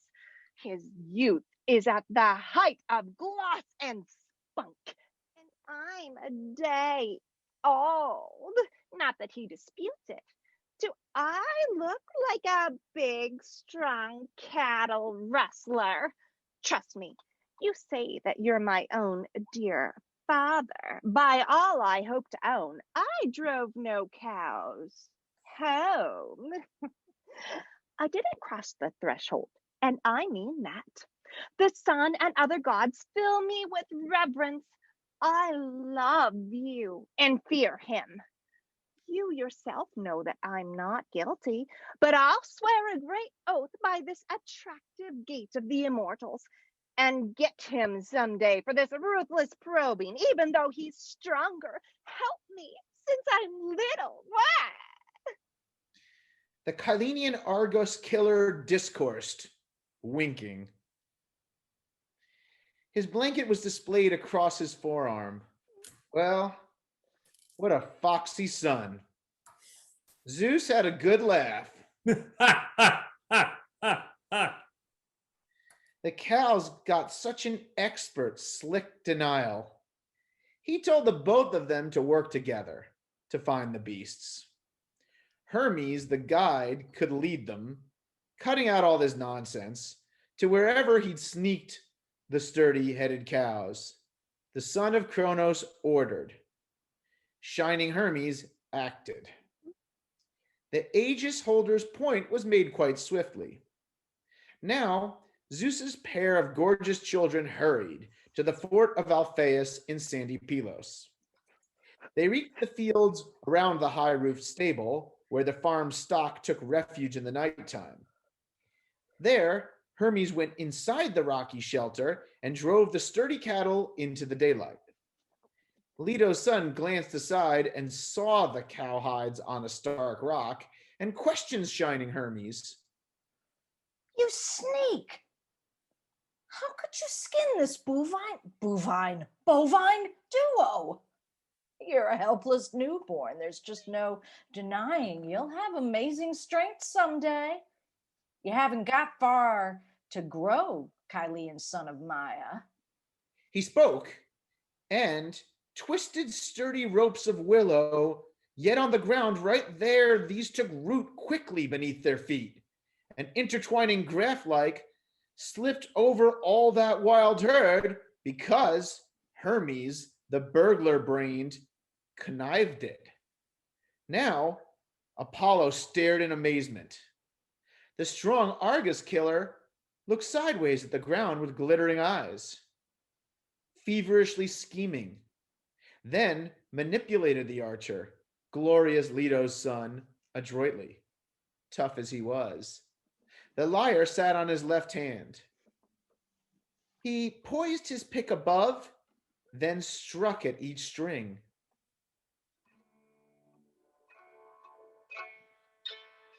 A stunning sound came out. Phoebus Apollo laughed with the pleasure poured into his spirit. Divine noise. Sweet lust seized his listening heart.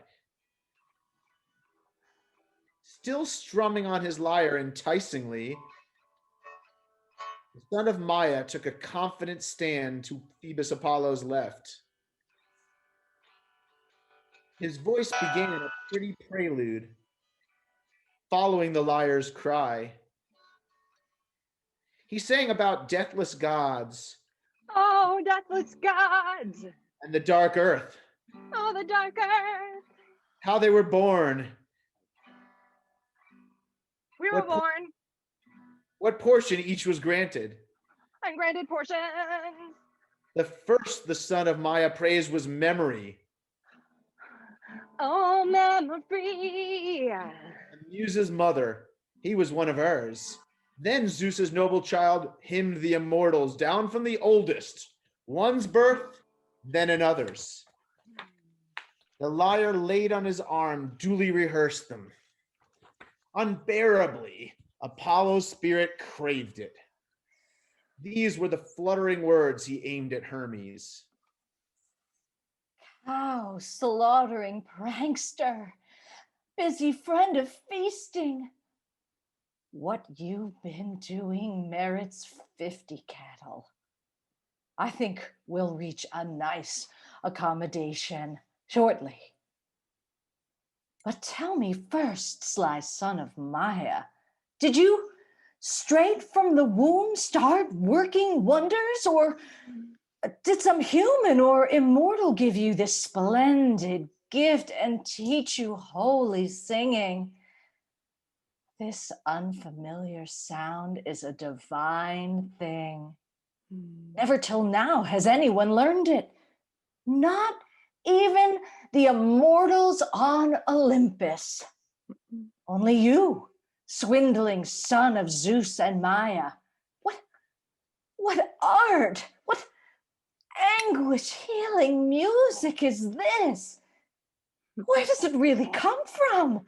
Really, it has three things at once to choose from: fun and love and sweet sleep.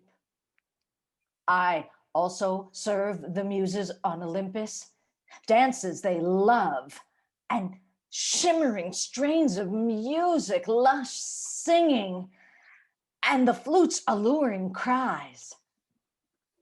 But nothing has enthralled my soul as this does.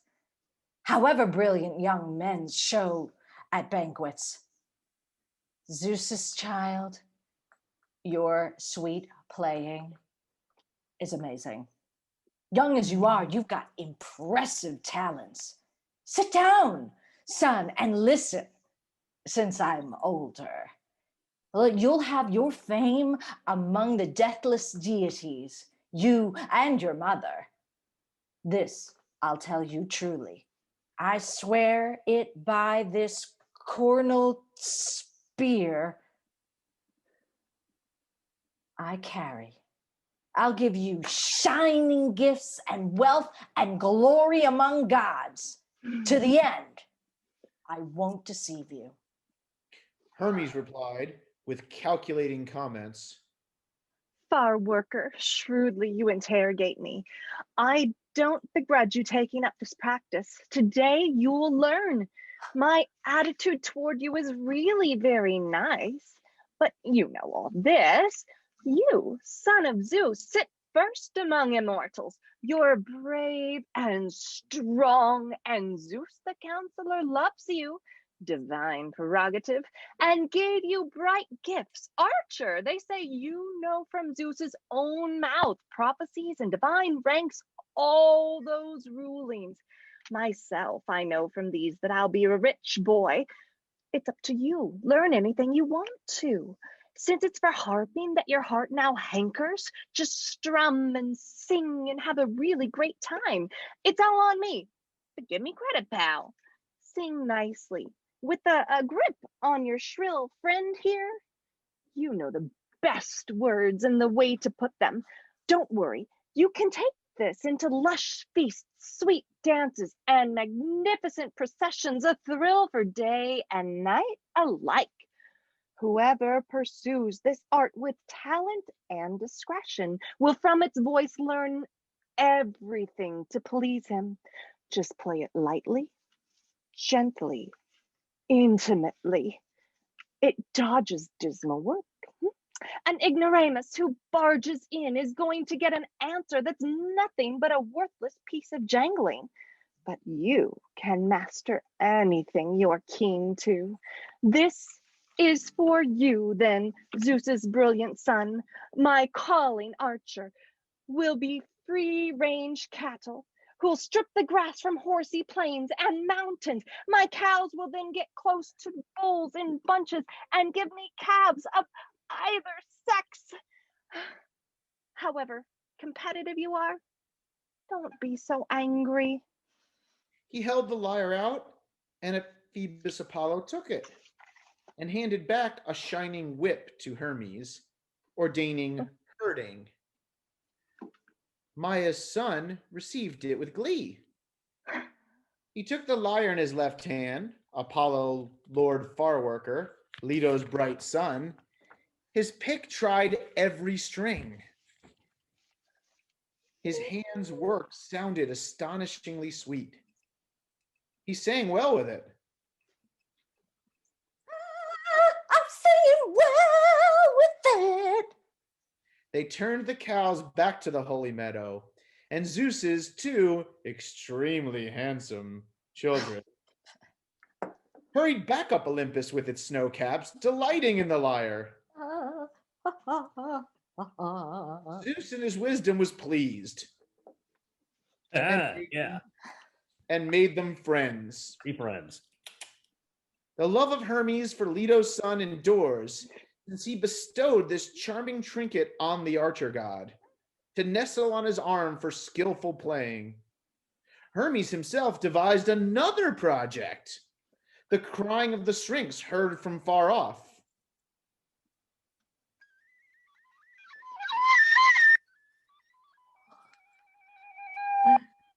The son of Leto made this speech to Hermes.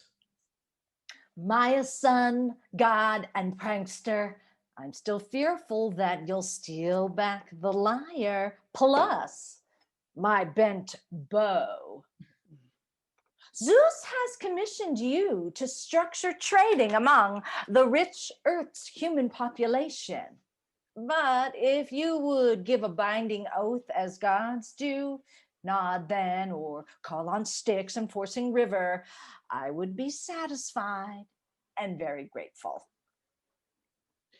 The son of Maya, nodding, made a promise never again to steal the archer's assets and stay away from his fine house. Apollo, the son of Leto, swore to keep close friendship and love nobody more among the deathless, no god and no man born from Zeus.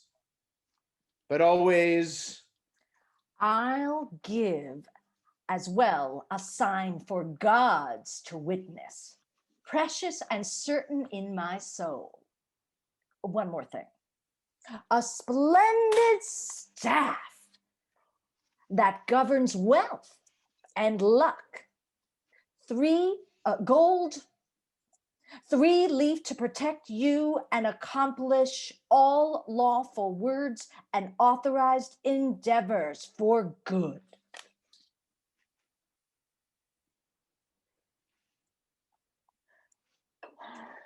I draw from Zeus's own pronouncements. To answer, though, Zeus' cherished chum, soothsaying is not for you or other gods to study. It lies in Zeus's mind, and I myself swore, nodding to holy words and bound forever, that, barring me, among the ever-living, no one would know of Zeus's shrewd decisions. My brother with a gold sword, please don't urge me to tell decrees devised by that wide seer. I'll hurt one mortal man and help another, confusing the pathetic tribes of humans. My voice would help whoever seeks it, guided by cries and flights of birds of certain omen. Out of my undeceiving words, he'll profit. Whoever, though, believing worthless cawing comes in a stupid quest for my productions and hopes for more than the undying gods know, I call that trip a waste, save the gifts I get. This I'm adding, son of splendid Maya, an aegis holding Zeus, God helping spirit. There are 3 virgins, sanctified blood sisters, and the swift wings that decorate them. Over their heads, pale barley flour is sprinkled. Their homes are in the hollow of Parnassus, far off. They teach divining there. My study as herd boy, though my father was in indifference. From there they flutter in all directions, feeding on honeycomb to get their work done. When they're inspired by that greenish honey, they speak the truth enthusiastically. But if the gods' sweet food is taken from them, they buzz around in a thick mass of fiction. These, then, I grant. Enjoy them. Make your queries precise, though. If you choose to teach a mortal, he'll hear your voice quite often, if he's lucky.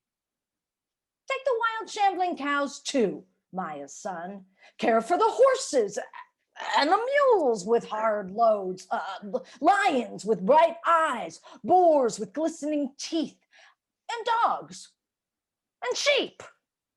All that the wide world fosters, wild or in herds. Hermes the Great will rule them and be official messenger to Hades, unpaid, but with great power for paying honor.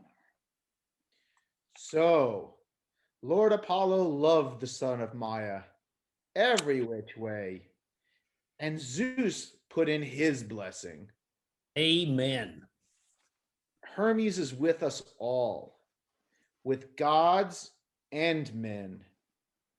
Sometimes a help, but always in the black night a swindler of the mortal tribes of humans. This is goodbye now, son of Zeus and Maya. I will recite your hymn and then another.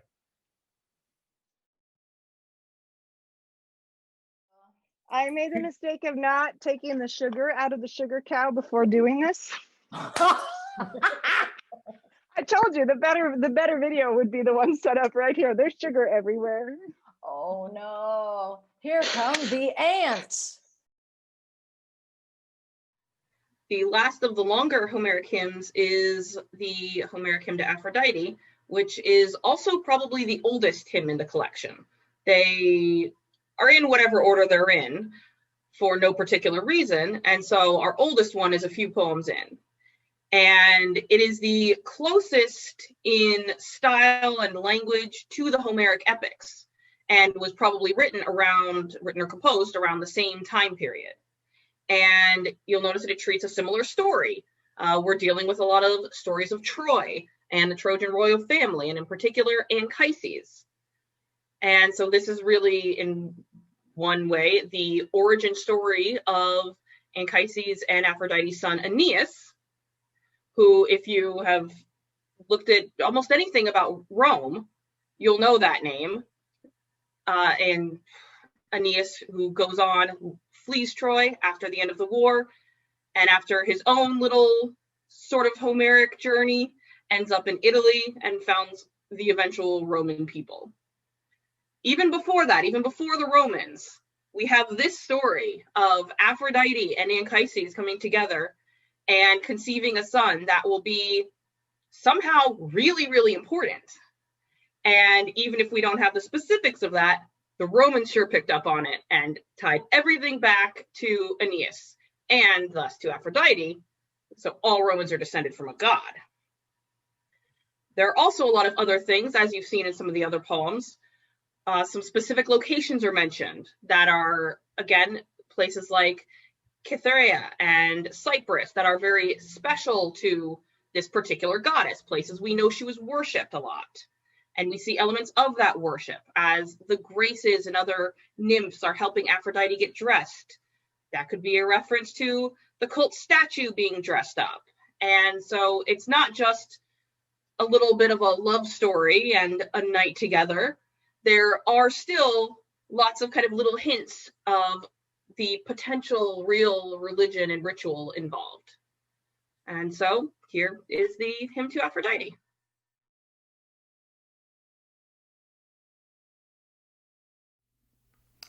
The Hymn to Aphrodite. Muse, tell what golden Aphrodite did once, the Cyprian who fills gods with sweet desire, and tames the tribes of mortals while she's at it, and birds that cross the air, and beasts below them. The lovely crown Cytherean possesses all beings that the land and ocean nurture, but there are three she can't persuade or cheat. Athena, aegis-bearing Zeus's daughter, the grey-eyed goddess, doesn't like gold-loaded Aphrodite, but loves the works of Ares, war, battles, skirmishes, and splendid craftwork. Technical education for the earthbound began with her. Men made bronze-sculpted chariots, and in their homes, the girls with nice complexions one by one got their lessons in fine weaving. Neither can laughter-loving Aphrodite tame shouting Artemis with her gold arrows. She likes her bow and slaughter in the mountains, the lyre and dancing, shrieks of jubilation, shadowy forests, and a lawful city. Shy Hestia, too, shuns busy Aphrodite. This lady was firstborn to cunning Cronus, and lastborn. Zeus the aegis holder planned it. Poseidon and Apollo both pursued her. She was unwilling, stubbornly refused them. the shining goddess swore a powerful oath on the head of Zeus, her aegis-holding father, to stay untouched, and this has had fulfillment. Zeus gave a glorious gift instead of marriage, the house's central seat and fattest portion, and shares of reverence in all the gods' shrines, since mortals give to her the greatest honor. So, 3 were not deluded or persuaded. No one else gets away from Aphrodite among the blissful gods and human mortals. She baffles Zeus, who has such fun with thunder, the greatest god, unrivaled in his privilege and shrewd as well. Whenever she desires, she breeds him easily with mortal women, unknown to Hera, both his wife and sister, by far the loveliest eternal goddess, and grandest born to Rhea and sly Cronus. And Zeus, whose thoughts are never going to perish, has made her his respected, careful consort. Now Zeus gave his tormentor sweet desire for a human lover, since it was his purpose to stamp out her immunity to mortals, and stop her ever bragging up in heaven with a sweet smirk, because she loves a good joke, how she combined the gods with death-prone women, who then gave mortal sons to the immortals, and goddesses with perishable lovers. And so he made her hanker for Anchises. Among the many springs of Ida's Paul peaks, he herded cows in all his godlike beauty. When humorous Aphrodite got her first look, she fell in love. Her mind was gone completely. The Cyprian shrine at Paphos, full of incense, features her holy ground and fragrant altar. She went there, went inside and shut the bright doors. And there the Graces bathed her and rubbed on her a holy oil that blooms on the undying. She kept this heavenly sweet perfume handy. Now, dressed in every kind of gorgeous garment and gold-festooned, fun-loving Aphrodite left fragrant Cyprus. Straight to Troy she headed. High in the clouds she made a speedy journey to Ida, rich in springs, mother of wild things, and walked across the mountain to the shelter. A rush of bears and fast deer-gobbling leopards, gray wolves and bright-eyed lions fawned around her. She had a look at these, and found them charming.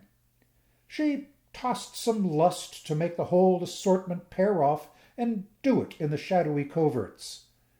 But on she went, and reached the well-built shanties at the camp, and found Anchises on his own there, a hero with God-derived good looks. The others were out escorting cows through grassy pastures, all of them. They had left him by himself there. He paced and played a shrill tune on his lyre. Zeus's child Aphrodite faced him, looking like a virgin whom no man had overcome yet. She didn't want to scare him when he saw her. Anchises looked her over in amazement. So tall, well-built, and radiantly dressed, the robe more brilliant than a flash of fire, coiled brooches and bright earrings shaped like flowers. Around her delicate neck was lovely jewelry of gold ornately worked. As the moon glimmers, so her young bosom marvelously glimmered. Love grabbed Anchises, and he said to her, "Hello, my goddess guest. You are a goddess. Artemis, Leto, golden Aphrodite, gray-eyed Athena, Themis full of glory. One of the Graces, maybe, the companions of gods in general. Graces, too, are gods.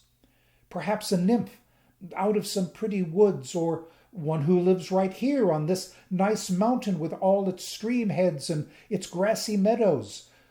where everyone can see, up on a summit, I'll build an altar, and in every season give you good offerings. But you be helpful. Make me a man that all the Trojans look to, with children doing great. Give me a long life in the sun's light for everything it's worth. Let me get old and rich among these people. Aphrodite, Zeus's daughter, answered, Anchises, awesome among earthborn people. I'm not a god. Why do you say I'm like one? I'm going to die. My mother is a woman. Atreus is my really famous father. You've heard about the king of well-built Phrygia. Oh, but I know your language too. No, really. My nurse back in the palace was a Trojan. Since I was little, she and not my mother took care of me. You see, I know your language. Just now, the gold-staffed Argus killer snatched me out of the festival of loud, gold-arrowed Artemis. Lots of girls, just right for marriage and brides, danced in the middle of a big crowd. The Argus killer with its gold wand took me and flew me over lots of people's farmland and lots of unworked ground that has no owners. Animals hunt there in the shady places. I'm off the fertile earth for good, I thought then, but the gods said I'd sleep with you, Anchises, and that I'd be your wife and have great children. And when the burly Argus killer told me, explained it all, he went back to the families of gods. I came to you. I have to be here. I ask by Zeus now, and your classy parents. I see from you that they're not trashy people. Before you've done it, while I'm still a virgin, take me to meet your father and your mother, who knows what's right, and all their other children. I'll make a good relation, not a bad one. Send right now to the hurricane-horsed Phrygians to tell my father and my worried mother. They'll send you lots of gold and woven clothes, too. All this good stuff will make a massive dowry. Then celebrate our marriage with a dinner that deathless gods or people won't look down on. The goddess spoke, inspiring sweet desire. Love seized him, and he spoke out and addressed her. You're human, and your mother is a woman, and Atreus, the famous, is your father? Hermes, the holy messenger, has brought you to me, and you'll be called my wife from now on? Well, nobody, no god or human being, is going to stop me making love to you. Right now, even if silver-bowed Apollo, aiming from way off, shoots his painful arrows, you look just like a goddess. I'd be willing to live with Hades once I've been in your bed. He took her hand. The laughter-loving goddess shied away and looked down with her sweet eyes, then stole into the well-made bed. Soft blankets lay on it for the hero, and above them were skins of bears and deep-voiced lions slaughtered by the young man himself on towering mountains. But the two got on the well-constructed bedstead.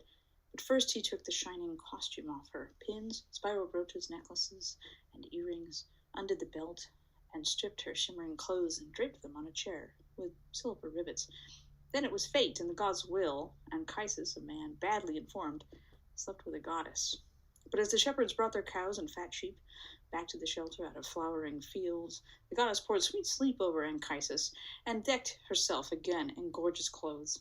Now well and thoroughly redecorated, the shining one stood by the bed, head brushing the well-made roof. Her cheeks flashed superhuman loveliness, just like the bright-crowned Aphrodite's. She roused him from his sleep now, saying this, Up, sleepyhead, Dardanus's descendant, and figure out if this was my appearance in front of you when I had just arrived here. She spoke. He hastily obeyed and woke. He promptly turned his terrified gaze elsewhere, ducking his fine face underneath the blanket, but sent winged words at her in supplication. Goddess, the moment that I laid eyes on you, I knew you were divine. You were a liar. I ask you now by Zeus who holds the Aegis, don't leave me impotent for my whole lifetime.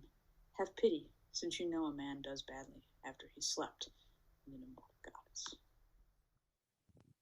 Then Zeus's daughter Aphrodite answered, Anchises, best among these death-prone humans, cheer up, get a handle on your terror, since I'm not going to hurt you, and the other gods also won't. You're lucky, though we like you. You're going to have a son, Lord of the Trojans, and he'll have sons, and they will. It keeps going. His name will be Aeneas, for my anguish in stumbling into bed with you, a mortal. Your family, though, among all mortal people, are the closest to the gods in their appearance. The counselor Zeus kidnapped blonde Ganymede, in fact to bring his beauty into heaven.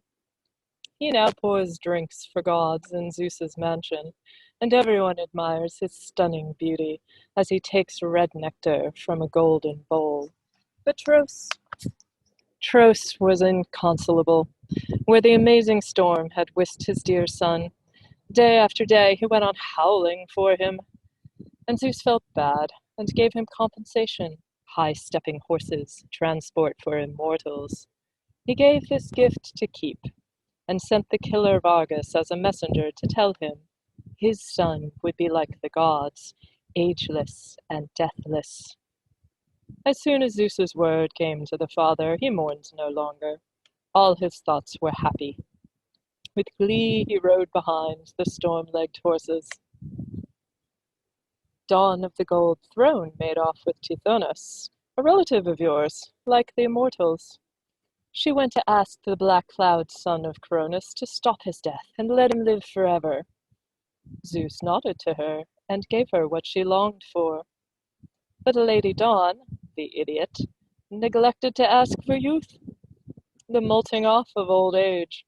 As long as his delicious bloom stayed with him, he had his fun with the gold-throned early-born Dawn, and lived at Land's End by the streams of ocean.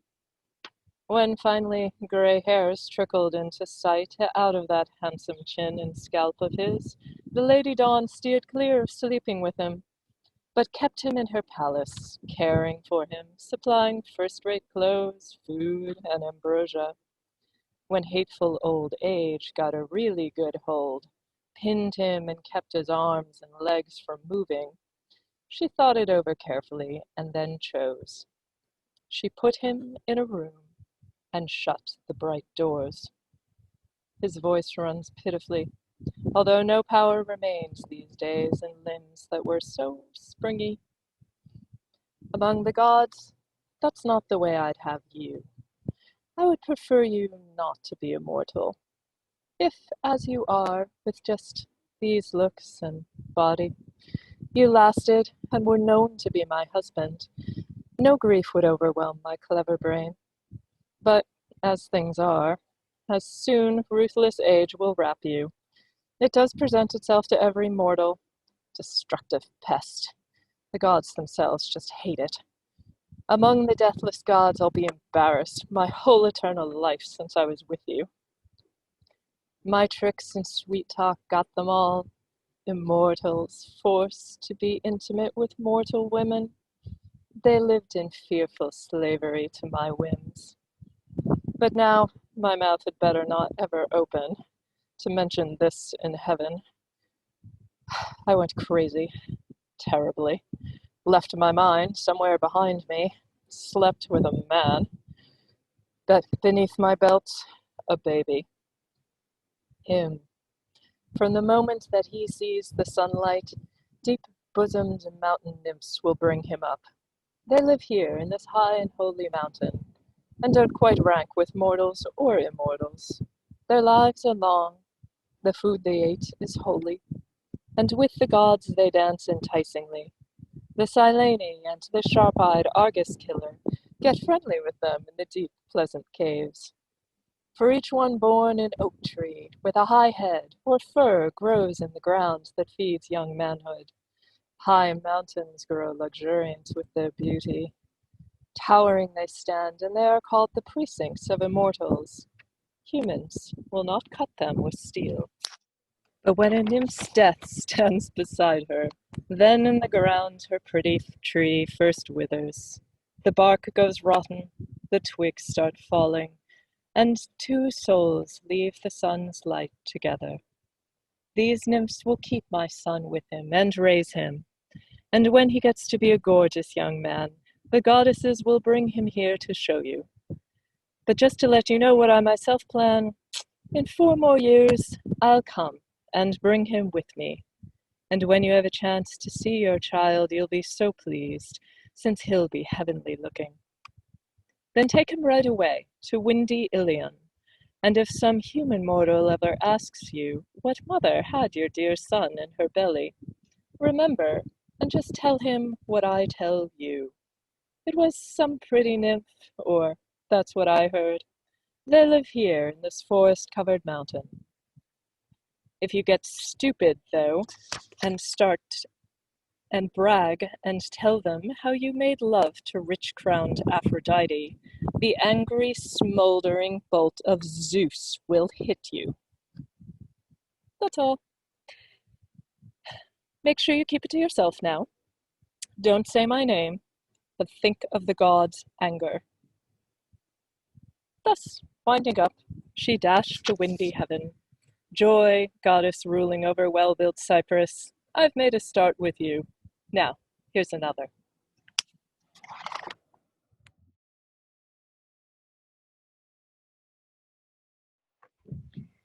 To Aphrodite. I'll sing of gold-crowned, lovely Aphrodite, honored owner of Cyprian battlements set in the sea, where the wet gusting west wind and the soft foaming, racketing waves bestowed her. On shore the hours in their gold headdresses met her with joy, draped her in sacred clothes, and crowned her in deathless head with intricate gold. And in her ears, already pierced, went earrings, flowers of precious gold and mountain copper. They hung her tender neck and silvery breasts with necklaces of gold, just like the hours wear themselves when in gold diadems they visit their father's house to join enticing dances. Once they had thoroughly adorned her body, they took her to the gods, who made her welcome, each with a hand clasp, each with prayers to take her home as his lawful wife. They were amazed by the beauty of the violet-crowned Cytherean, joy, sexy glancing darling. In this contest, give me the victory. Make my hymn ready, the first for you, another in the future. Okay, our next hymn is the long hymn to Dionysus. This is our second one to Dionysus. And this one is a story about Dionysus getting captured by pirates and turning them into dolphins. And, it's a good story. And I just thought it was worth noting because when we go to Greece together, I will show you the Lysicrides monument, which is near the theater, which is sacred to Dionysus, which has a representation of a dithyramb, which is the origin of, or arguably the origin of what became tragedy. And this dithyramb told the story of this hymn. And so on the Lysicrides monument, you can see kind of like way up on it, the representation of what Dionysus is doing. And the Lysicrides monument is cool for all sorts of reasons I won't go into, but it's also cool because it was part of the Capuchin monastery. It was built into it. That's how it was preserved. Where my boy Byron stayed when he was busy hanging out in Athens, sneering at Elgin and courting one of the 3 sisters to whom he wrote the poem Maid of Athens. Some of you have heard me talk about this. That's the tie-in. And now, the second Homeric hymn to Dionysus. I'll sing the son of glorious Semele, Dionysus, standing on the barren sea's edge, on a jutting height and looking like a young boy in his first bloom, his lovely black hair flowing, a purple cloak resting on his strong shoulders. There soon approached a ship with sturdy benches. Bad fortune brought Etruscan pirates near over the wine-dark sea, and when they saw him, they nudged each other, rushed ashore, and caught him. They threw him in their boat, gleefully thinking he was the son of heaven-nurtured rulers. They set about to tie him with their hard ropes. Willow Twine jumped away and would not hold him. He simply sat there, with a simper lurking in his black eyes. And when the helmsman saw, immediately he called to his companions. "Idiots! Who's this strong god that you're trying to tie up? But the sturdy ship can't hold him. He may be Zeus, or silver-bowed Apollo, or else Poseidon. He's not like a mortal, but rather like those living on Olympus. Come on, let's let him loose on the black land, quickly, since if you touch him, he'll be angry, and raise hard winds and giant storms against us. He spoke, but was berated by the captain. Look for a good wind, fool. Secure the ropes and raise the sail. This boy will be men's business. I think he'll find his way to Egypt, Cyprus, or Hyperborea, or even farther. He'll point us in the end to his connections and tell us what he's worth. God sent him our way. That's what he said to get the mast and sail raised. The sailors stretched the ropes, the canvas bellied. Right then, amazing things began to happen. First, a delicious, fragrant wine went gurgling over the fast black ship. Transcendent odors rose, and the sailors' witnesses were staggered. Along the sail's top edge, a vine extended. Bunches of grapes were dangling thickly from it. Around the mast, black ivy wound itself, covered with blossoms and enticing berries. Garlands festooned the oarlocks. Seeing all this, they gave belated orders to the helmsman to bring the ship to land. But now the god changed to a savage, bellowing lion on the prow. A shaggy bear amidship was the next sign. It reared in frenzy. From his height the lion burningly glared to rout the sailors sternward. In fear, they stood around the sober helmsman. The lion did not hesitate to pounce. He took the captain, sent the sailors leaping into the bright sea to escape a dark fate. They became dolphins. Pitying the helmsman, he held him back and blessed him, saying these words, "Don't be afraid, since my heart knows your value. I am roaring Dionysus, and my mother is Zeus's lover Semele, child of Cadmus. Joy to you, lovely woman's son, since no one forgetting you can put sweet song in order." The next hymn in the collection is another kind of strange one. It's the Homeric hymn to Ares. And Ares, as a god of war and combat and violence, isn't really someone that's often associated with, poetry and a lot of these nice narratives that we've been getting in a lot of other poems. But it's also unusual because it's very different from all of the other Homeric hymns. It mentions a lot of astronomical details, which suggest references to the planet Mars, which is, of course, named for the Roman god Mars, who is syncretized from the Greek Ares. And these weird details about the movements of the stars and planets suggest a much, much later date, especially because the god is now associated with the planet. And so this one is almost certainly the latest written one in the collection, possibly even as late as the 5th century CE. And so that's something to kind of keep an ear out for, is that this one is definitely going to feel a little different to you. And so with that in mind, the Homeric hymn to Ares.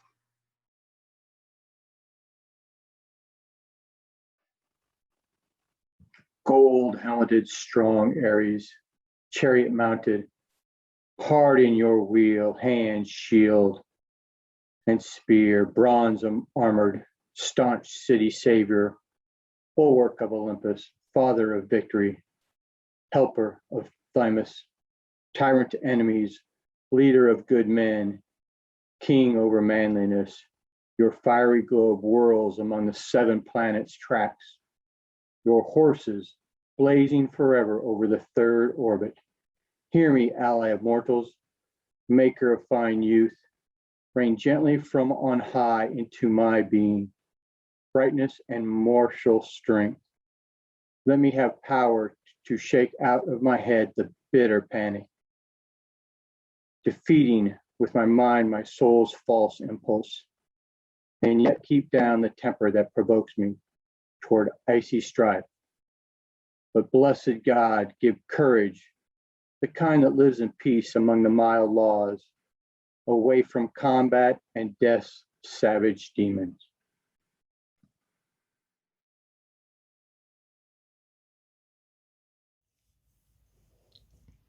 Sing, muse of Artemis, the archer's sister, the arrow-raining girl raised with Apollo. Her horses drink in Meles with its deep reeds. Her pure gold chariot speeds its way through Smyrna to viney Claros. Silver-bowed Apollo sits waiting for the long-range arrow-pourer. To you and other goddesses I sing this. Be joyful. It is you that I begin with. but after you, another hymn must follow. I sing the cypress-born Cytherean, giver of luscious gifts to mortals. Her sweet face smiles at them always. On her cheeks sex blossoms. Joy to you, ruler of sturdy Salamis and Cyprus in the sea. Make my song charming. First I will sing your hymn, and then another. Hello, my name is David Fanta, and I will be reading a hymn to Athena. I come now to the fearsome town defender, Pallas Athena. She and Ares foster campaigns, the battle cry, the sack of strongholds. The people come and go in her protection. Joy, goddess, grant me wealth, grant me good fortune. Hera, I sing, the gold-throned child of Rhea, supremely beautiful, her reign unending, sister and noble wife of thundering Zeus. All of the blissful gods on high Olympus venerate her, with Zeus who loves the thunder.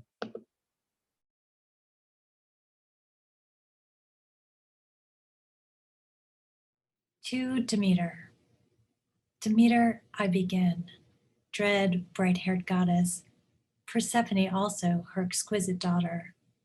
Joy, goddess, guard the city, lead my anthem.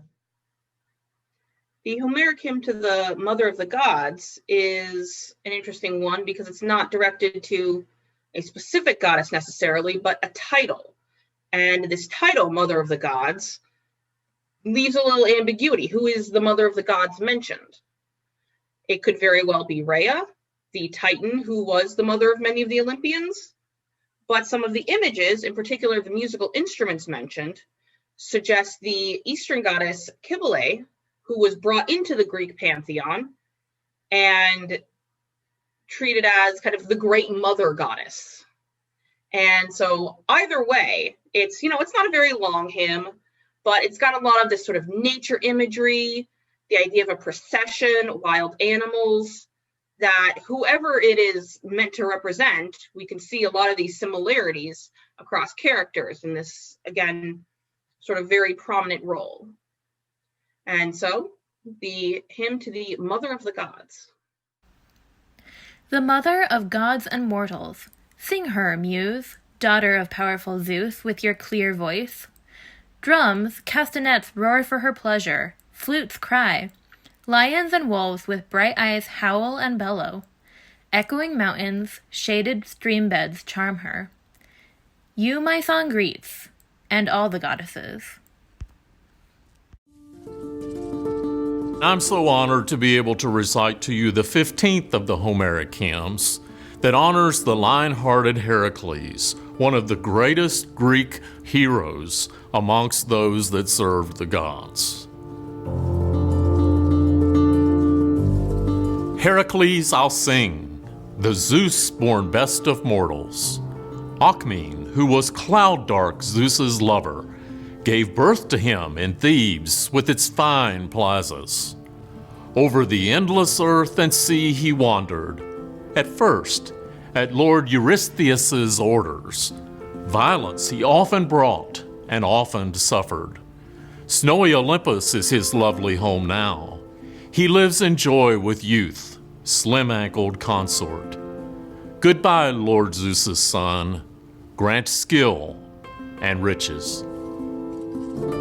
Okay, now we will do the Homeric hymn to Asclepius. And just in case you don't know who that is, I'll give you a 2-second introduction. He's the son of Apollo, and he's the healing god. And eventually there's going to be healing sanctuaries all over the place. For those of you who have been reading the Iliad lately, and hopefully that's everyone ever, but that's Machaon's dad, all right?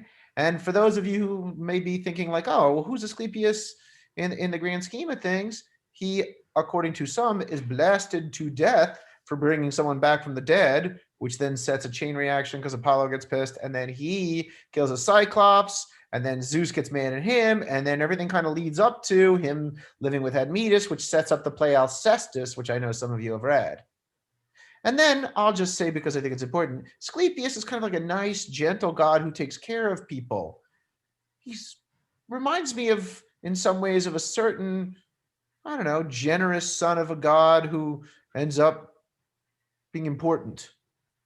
That guy. All right. The Homeric hymn to Asclepius. I launch Asclepius, the healer's anthem, shining Coronis, daughter of King Phlegyas, on the Dacian flatlands, gave him to Apollo. He soothes our agonies and brings us gladness. Bliss to you, sovereign whom I pray to, singing. Okay, our next hymn features two mortals who were divinized, two children of gods. These are the Dioscuri, Castor and Pollux, as they are said in, or they're called in Latin, and as I refer to them often. So Castor and Pollux, and these guys are important for all sorts of reasons, but for y'all who are watching, I think you may know them as the brothers of the other twins, Helen and Clytemnestra, who I know you know are Homeric. Well, very Homeric. In any event, so Castor and Pollux are also, as some of you may know well, very important to the Spartans because that's where they were born. And so they're patron gods of the Spartans. And last thing, they're also patron gods of sailors. So you can imagine that's how the Athenians spin it. Anyway, so our short hymn to the Dioscuri. Muse, sweetly sing of Castor and Polydeuces, who Zeus above made stepsons of Tyndareus. High in Taygetus, Lady Leda had them. The black cloud son of Cronus had seduced her. Joy, Tyndarians, riders of fast horses. To Hermes. Hermes, the Cyllenian Argus killer, flock-rich Arcadia and Cyllene's ruler, quick messenger of the gods and son of Maia, Atlas's modest child, Zeus's seduction. She shunned the blissful crowd of the immortals. At night, the son of Cronos used to mate with the pretty-haired nymph in her shadowy cave while white-armed Hera lay possessed by sweet sleep. No men or ever-living gods could see him. I make you welcome, Zeus and Maia's offspring. I'll start with you, then step along in singing, joy-giving messenger and blessing bringer. The next hymn is the hymn to Pan. It's another slightly longer one, about 40 lines. And Pan is most often known as a god of the countryside. He's worshipped in Arcadia. He is known as being part goat, part human. And you'll notice a lot of goats showing up in this poem. A lot of countryside imagery, a lot of flowers and meadows. But he's not only worshipped in the countryside. The Athenians liked him a lot. And in particular, because of his ability to create panic, which is a very loud shout that obviously causes people to panic, which worked really well to the Athenians' advantage at the Battle of Marathon. And so countryside doesn't always have to mean just in the countryside. And here is the Homeric hymn to Pan.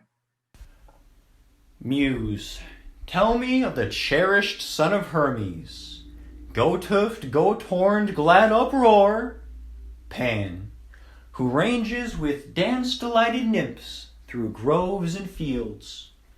They walk the mountains, goats do not go higher, calling on Pan, the glistening-haired herd god, grown muddy ruling over snowy ridges and mountain peaks and roadways strewn with boulders. He wanders, here and there in crowding thickets, once in a while enticed toward tender rivers, and sometimes rambling in the stony highlands.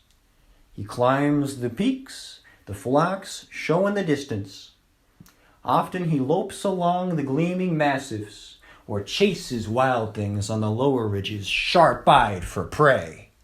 But finally, at evening, he shouts, returning from the hunt, and piping sweet tunes. A bird among the leaves and blossoms of spring is not more skillful with her sad songs, pouring out notes however honey-throated. Swift-stepping mountain nymphs with their clear voices perform with him beside a spring's black water. The echo's moan circles the mountain summit. The god goes back and forth into the middle and leads them with his stamping. A lynx's pelt lies tawny on his back. The high songs thrill him. In the soft meadow, with its random blossoms of crocus and sweet-smelling hyacinth, they sing the blessed gods on high Olympus. Especially how Hermes, speedy helper and ready messenger of the divine ones, came to Arcadia, rich in sheep and wellheads, the place of Selenian's holy precinct. The god was shepherd of a curly flock there for a mortal, since the sap of soft desire rose in him for the sleek-haired child of Dryops. The marriage blossomed. In his house she gave him a darling son, whose face was strange to look at. A horned, goat-footed, bellower-and laugher? His nurse jolted away and fled her young charge, terrified of the fierce, full-bearded vision. So luck bringing Hermes took him into his own hands, and overflowed with joy in his divine heart. He hurried to the gods' homes with his baby, wrapped in a hair's thick skin from off the mountains. By Zeus and all the other gods he placed him, showed them his son. Then all of the immortals were glad, most of all Bacchic Dionysus. They called him Pan, since bliss was his pandemic. Joy, Lord, and let this anthem bring me favor, as from this record of you I go onward. Shrill muse, sing of Hephaestus, great inventor. He and gray-eyed Athena taught all bright works to mortals on the earth, who made their poor homes, like animals, in caverns in the mountains. But now Hephaestus, glorious in his knowledge, has made them skilled. They spend the season's circle, in peace and comfort now, in their own houses. Hephaestus, lend your grace, teach and reward me. Beside the eddying Peneus descending, the swan's voice and her wing beats shrill you, Phoebus. With his heart-piercing lyre the singer chants you. You are the first and last of all his sweet words. Joy, Lord, and may my music win you over.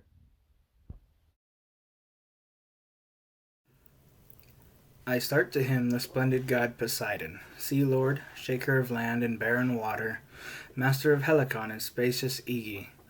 Earth rattler, heaven gave you two commissions, deliverer of ships, breaker of horses. Joy, earth surrounder with your blue hair streaming, Holy One, be compassionate to sailors.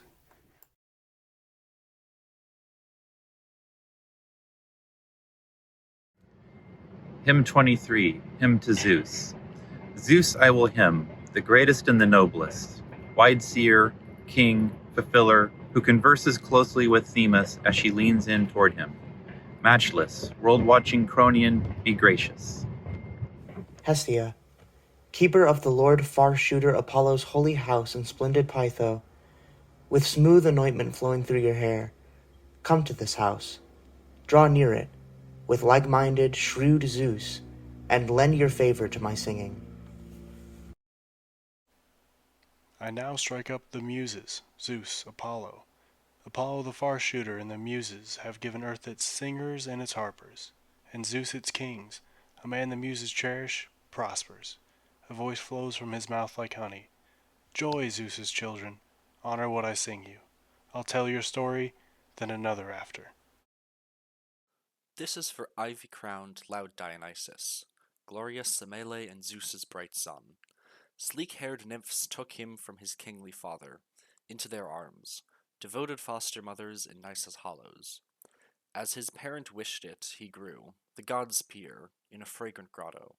They raised him so the world could sing his glory. Later, festooned with laurel leaves and ivy, he wandered forest places, and the nymphs came behind him, while the endless woods re-echoed. Welcome now, Dionysus, with your grape wealth.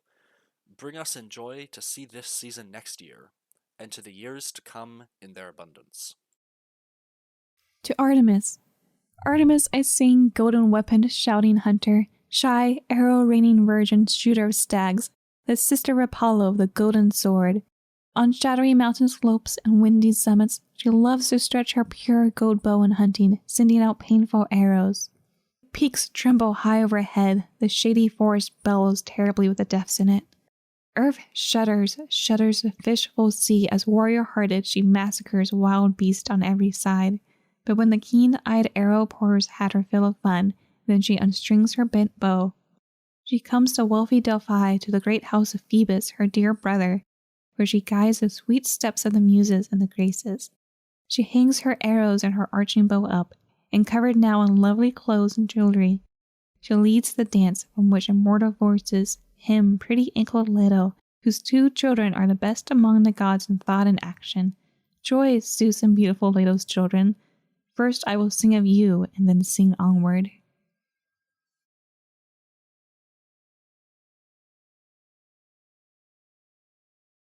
The grey-eyed Pallas rises from my singing, noble and shrewd, and with a heart of iron, revered, courageous, city-saving virgin, born at Tritonus out of the holy skull of Zeus the Counselor, and dressed in armor of brilliant gold.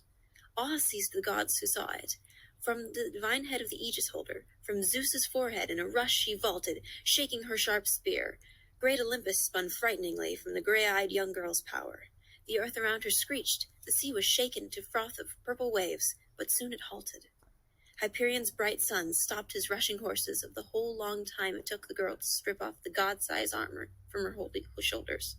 This was Pallas Athena, joy of wise Zeus. Goodbye then, child of Zeus who holds the aegis. You I will tell about, and then another.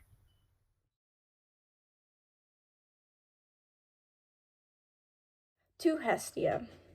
Hestia, all the high-built homes of mortals who walk the earth and of deathless gods, grant you an everlasting seat, fine portion and right and greatest honor.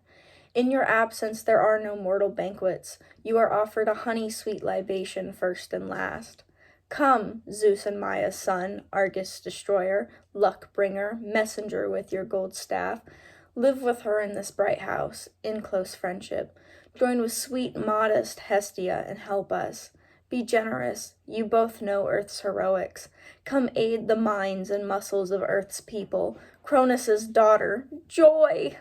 And gold wand Hermes, I will recite your hymn, and then another.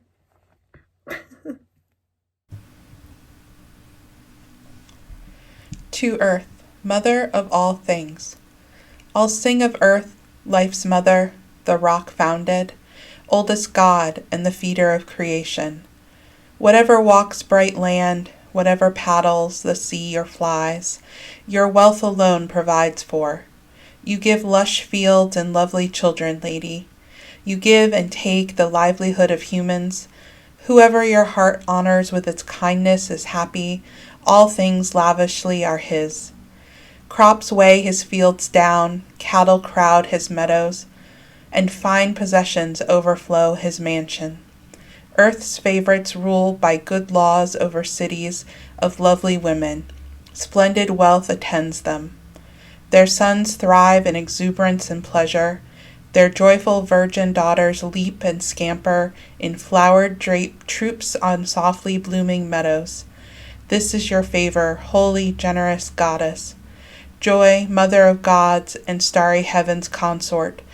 Give me a heartening living for my song's sake. I'll sing another song when yours is over. A hymn to Helios. Sing Helios, muse Zeus-born Calliope. This god was earth and starry heaven's grandson, bright son of gentle-eyed Euryphessa. Hyperion married his own famous sister, Euryphessa, and they had fine children. Rosy-armed Dawn, Selene with her bright hair, and the godly, beautiful, untiring sun, who shines both for the dying and the deathless, driving his horses. Terribly his eyes glare from his gold helmet, and his body flowers with dazzling rays, while bright hair from his temples half covers handsome and far-beaming features. His weightless woven, splendid clothing flickers at the wind's breath. The stallions pull him forward, and halt the gold-yoked chariot and horses, until the marvelous seaward ride through heaven. Goodbye, Lord. Please give me a happy living. I start with you, but earthly half-gods follow. I'll praise the acts the gods let mortals witness.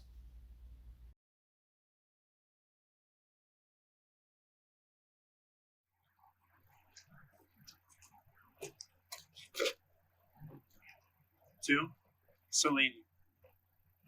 You, mistresses of music, sweet-voiced daughters of Cronian Zeus, teach me the fine winged moon's hymn.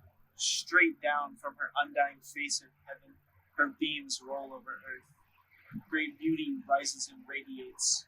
Air that was lightless glitters. Rays from her gold crown linger all around. She bathes her pretty body in the ocean. Selene, the brilliant yokes her bright neck arching, fine-maned horses, and hurries on her evening journey. Her great month-splitting orbit is now finished. Her beams are most resplendent in her fullness, a guide and signal from the sky for mortals. Zeus gave to her his love, bed and body, and she conceived her little girl, Pandia, even among the gods of brilliant beauty. Joy, rich-haired, white-armed, noble, bright Selene, be kind to me. I'll move you to heroes, to works of half-gods, made well known by singers, those pleasure-speaking henchmen of the muses.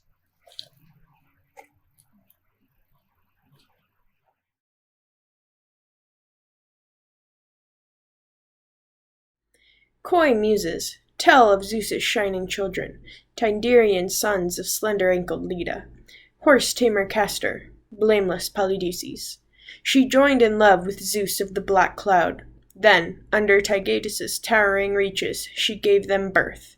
The saviors of Earth's people and rapid-running ships when gusts of winter batter across ungentle seas. The sailors pray for the help of powerful Zeus's sons, and kill white lambs for them high on the stern deck. Enormous winds and crescents of the water engulf the ship till, suddenly, the gods come. Dashing with shrilling wings from the high heavens, they quickly tame the blasting of the hard gale and smooth the waves down on the foam-strewn surface. Salvation's miracle. The sailors see it, and with elation stop their bitter labor. Goodbye, Tyndareans, riders of fast horses. This song is yours. Another one comes after. All right. Our final hymn, which is a little unusual, is to Xenoi. And that's not a word that you know unless you are wise enough to necessarily take ancient Greek in its full terms, although I'm sure many of you have heard us talk about it in, well, we've said it in Greek, but we've explained it to you in English. And so this, loosely translated, is guest friend, which I think is a lame translation. I think you really have to talk about what it means. It is the relationship between two people who are not necessarily of the same country or friends per se, but it's a very complicated relationship, and it's all over Homer. And I think it's a kind of fitting thing to end here. So on the Iliad side of what a Xenoi is, you may remember that the Iliad backstory is that, you know, Paris has run away with Menelaus' wife. Now that's all sorts of not cool, but it's particularly not cool because Paris was staying with Menelaus at the time, and that means he broke Xenia, the abstract concept that they were Xenoi, and he screwed it up. And then for you guys, who many of you have read the Iliad, or if not, next year, but you may remember that awesome scene on the battlefield when Diomedes is like going bananas, and then he basically stops and says, hey, dude, who are you before I kill you? And then this guy gives his long backstory, and then Diomedes says, dude, we're Xenoi. Our grandfathers hung out back in the day. We could fight other people. Give me a big hug. Let's exchange stuff. And that is how important this relationship was, which then plays out in, you know, from that point forward all over Greek culture. And especially in the Odyssey as well. The Odyssey really amps up the Xenia, the first couple of books, even before we meet Odysseus. His son Telemachus is going around looking for him and experiencing all these great examples of Xenia at the palaces of Trojan War heroes and veterans. And that's a great contrast to the violated Xenia happening back in Ithaca, with the suitors coming into the house, eating all the resources, mistreating the people who live there. And there are even implications for Xenia outside of the Greek world.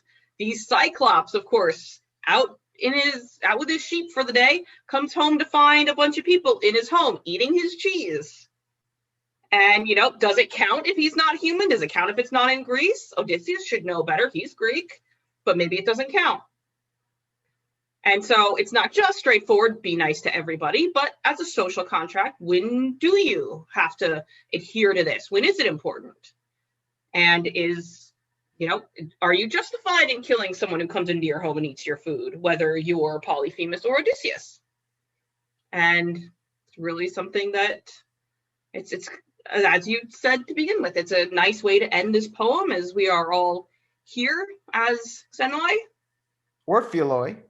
But as we talked about when we were prepping for this, it's one of the things that we seem to be losing as a culture nowadays.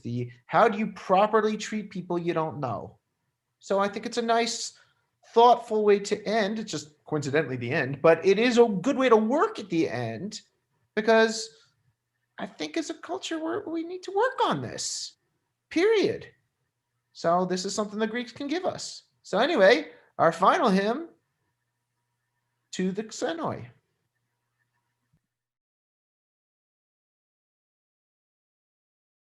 Respect a stranger's need for house and hosting in your steep town where Hera's sweet-faced nymph lives, high-summited Sadine's lowest foothill. You drink the tawny river's holy water, immortal Zeus's child, bright flowing Hermes.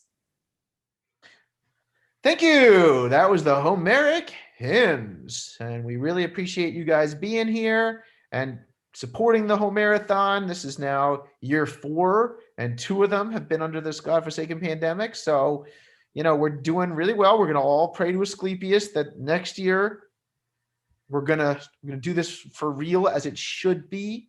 So, I thank you for paying attention to this version, and we're very proud of our students for doing this. And yeah, rock on, everybody. Homer is awesome. Homer and all variations of Homer is awesome. And so thank you for joining us, and stay tuned for next year for the Iliad Homerathon sometime in April 2022. See you then. Hi, I'm Paige Jennings. And I'm Ramsey Davies. Thank you all for watching and participating in our 4th annual Homerathon. As a freshman, this has been my first experience with the Homerathon. Being one of the leaders this year during the pandemic has proven to be uniquely challenging, yet thoroughly exciting and fulfilling.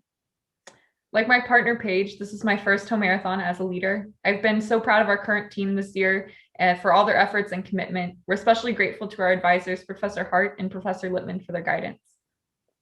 Continuing the virtual format for Homerathon took a lot of teamwork and dedication, and we are so proud to share this with you. This year has been such a rewarding experience.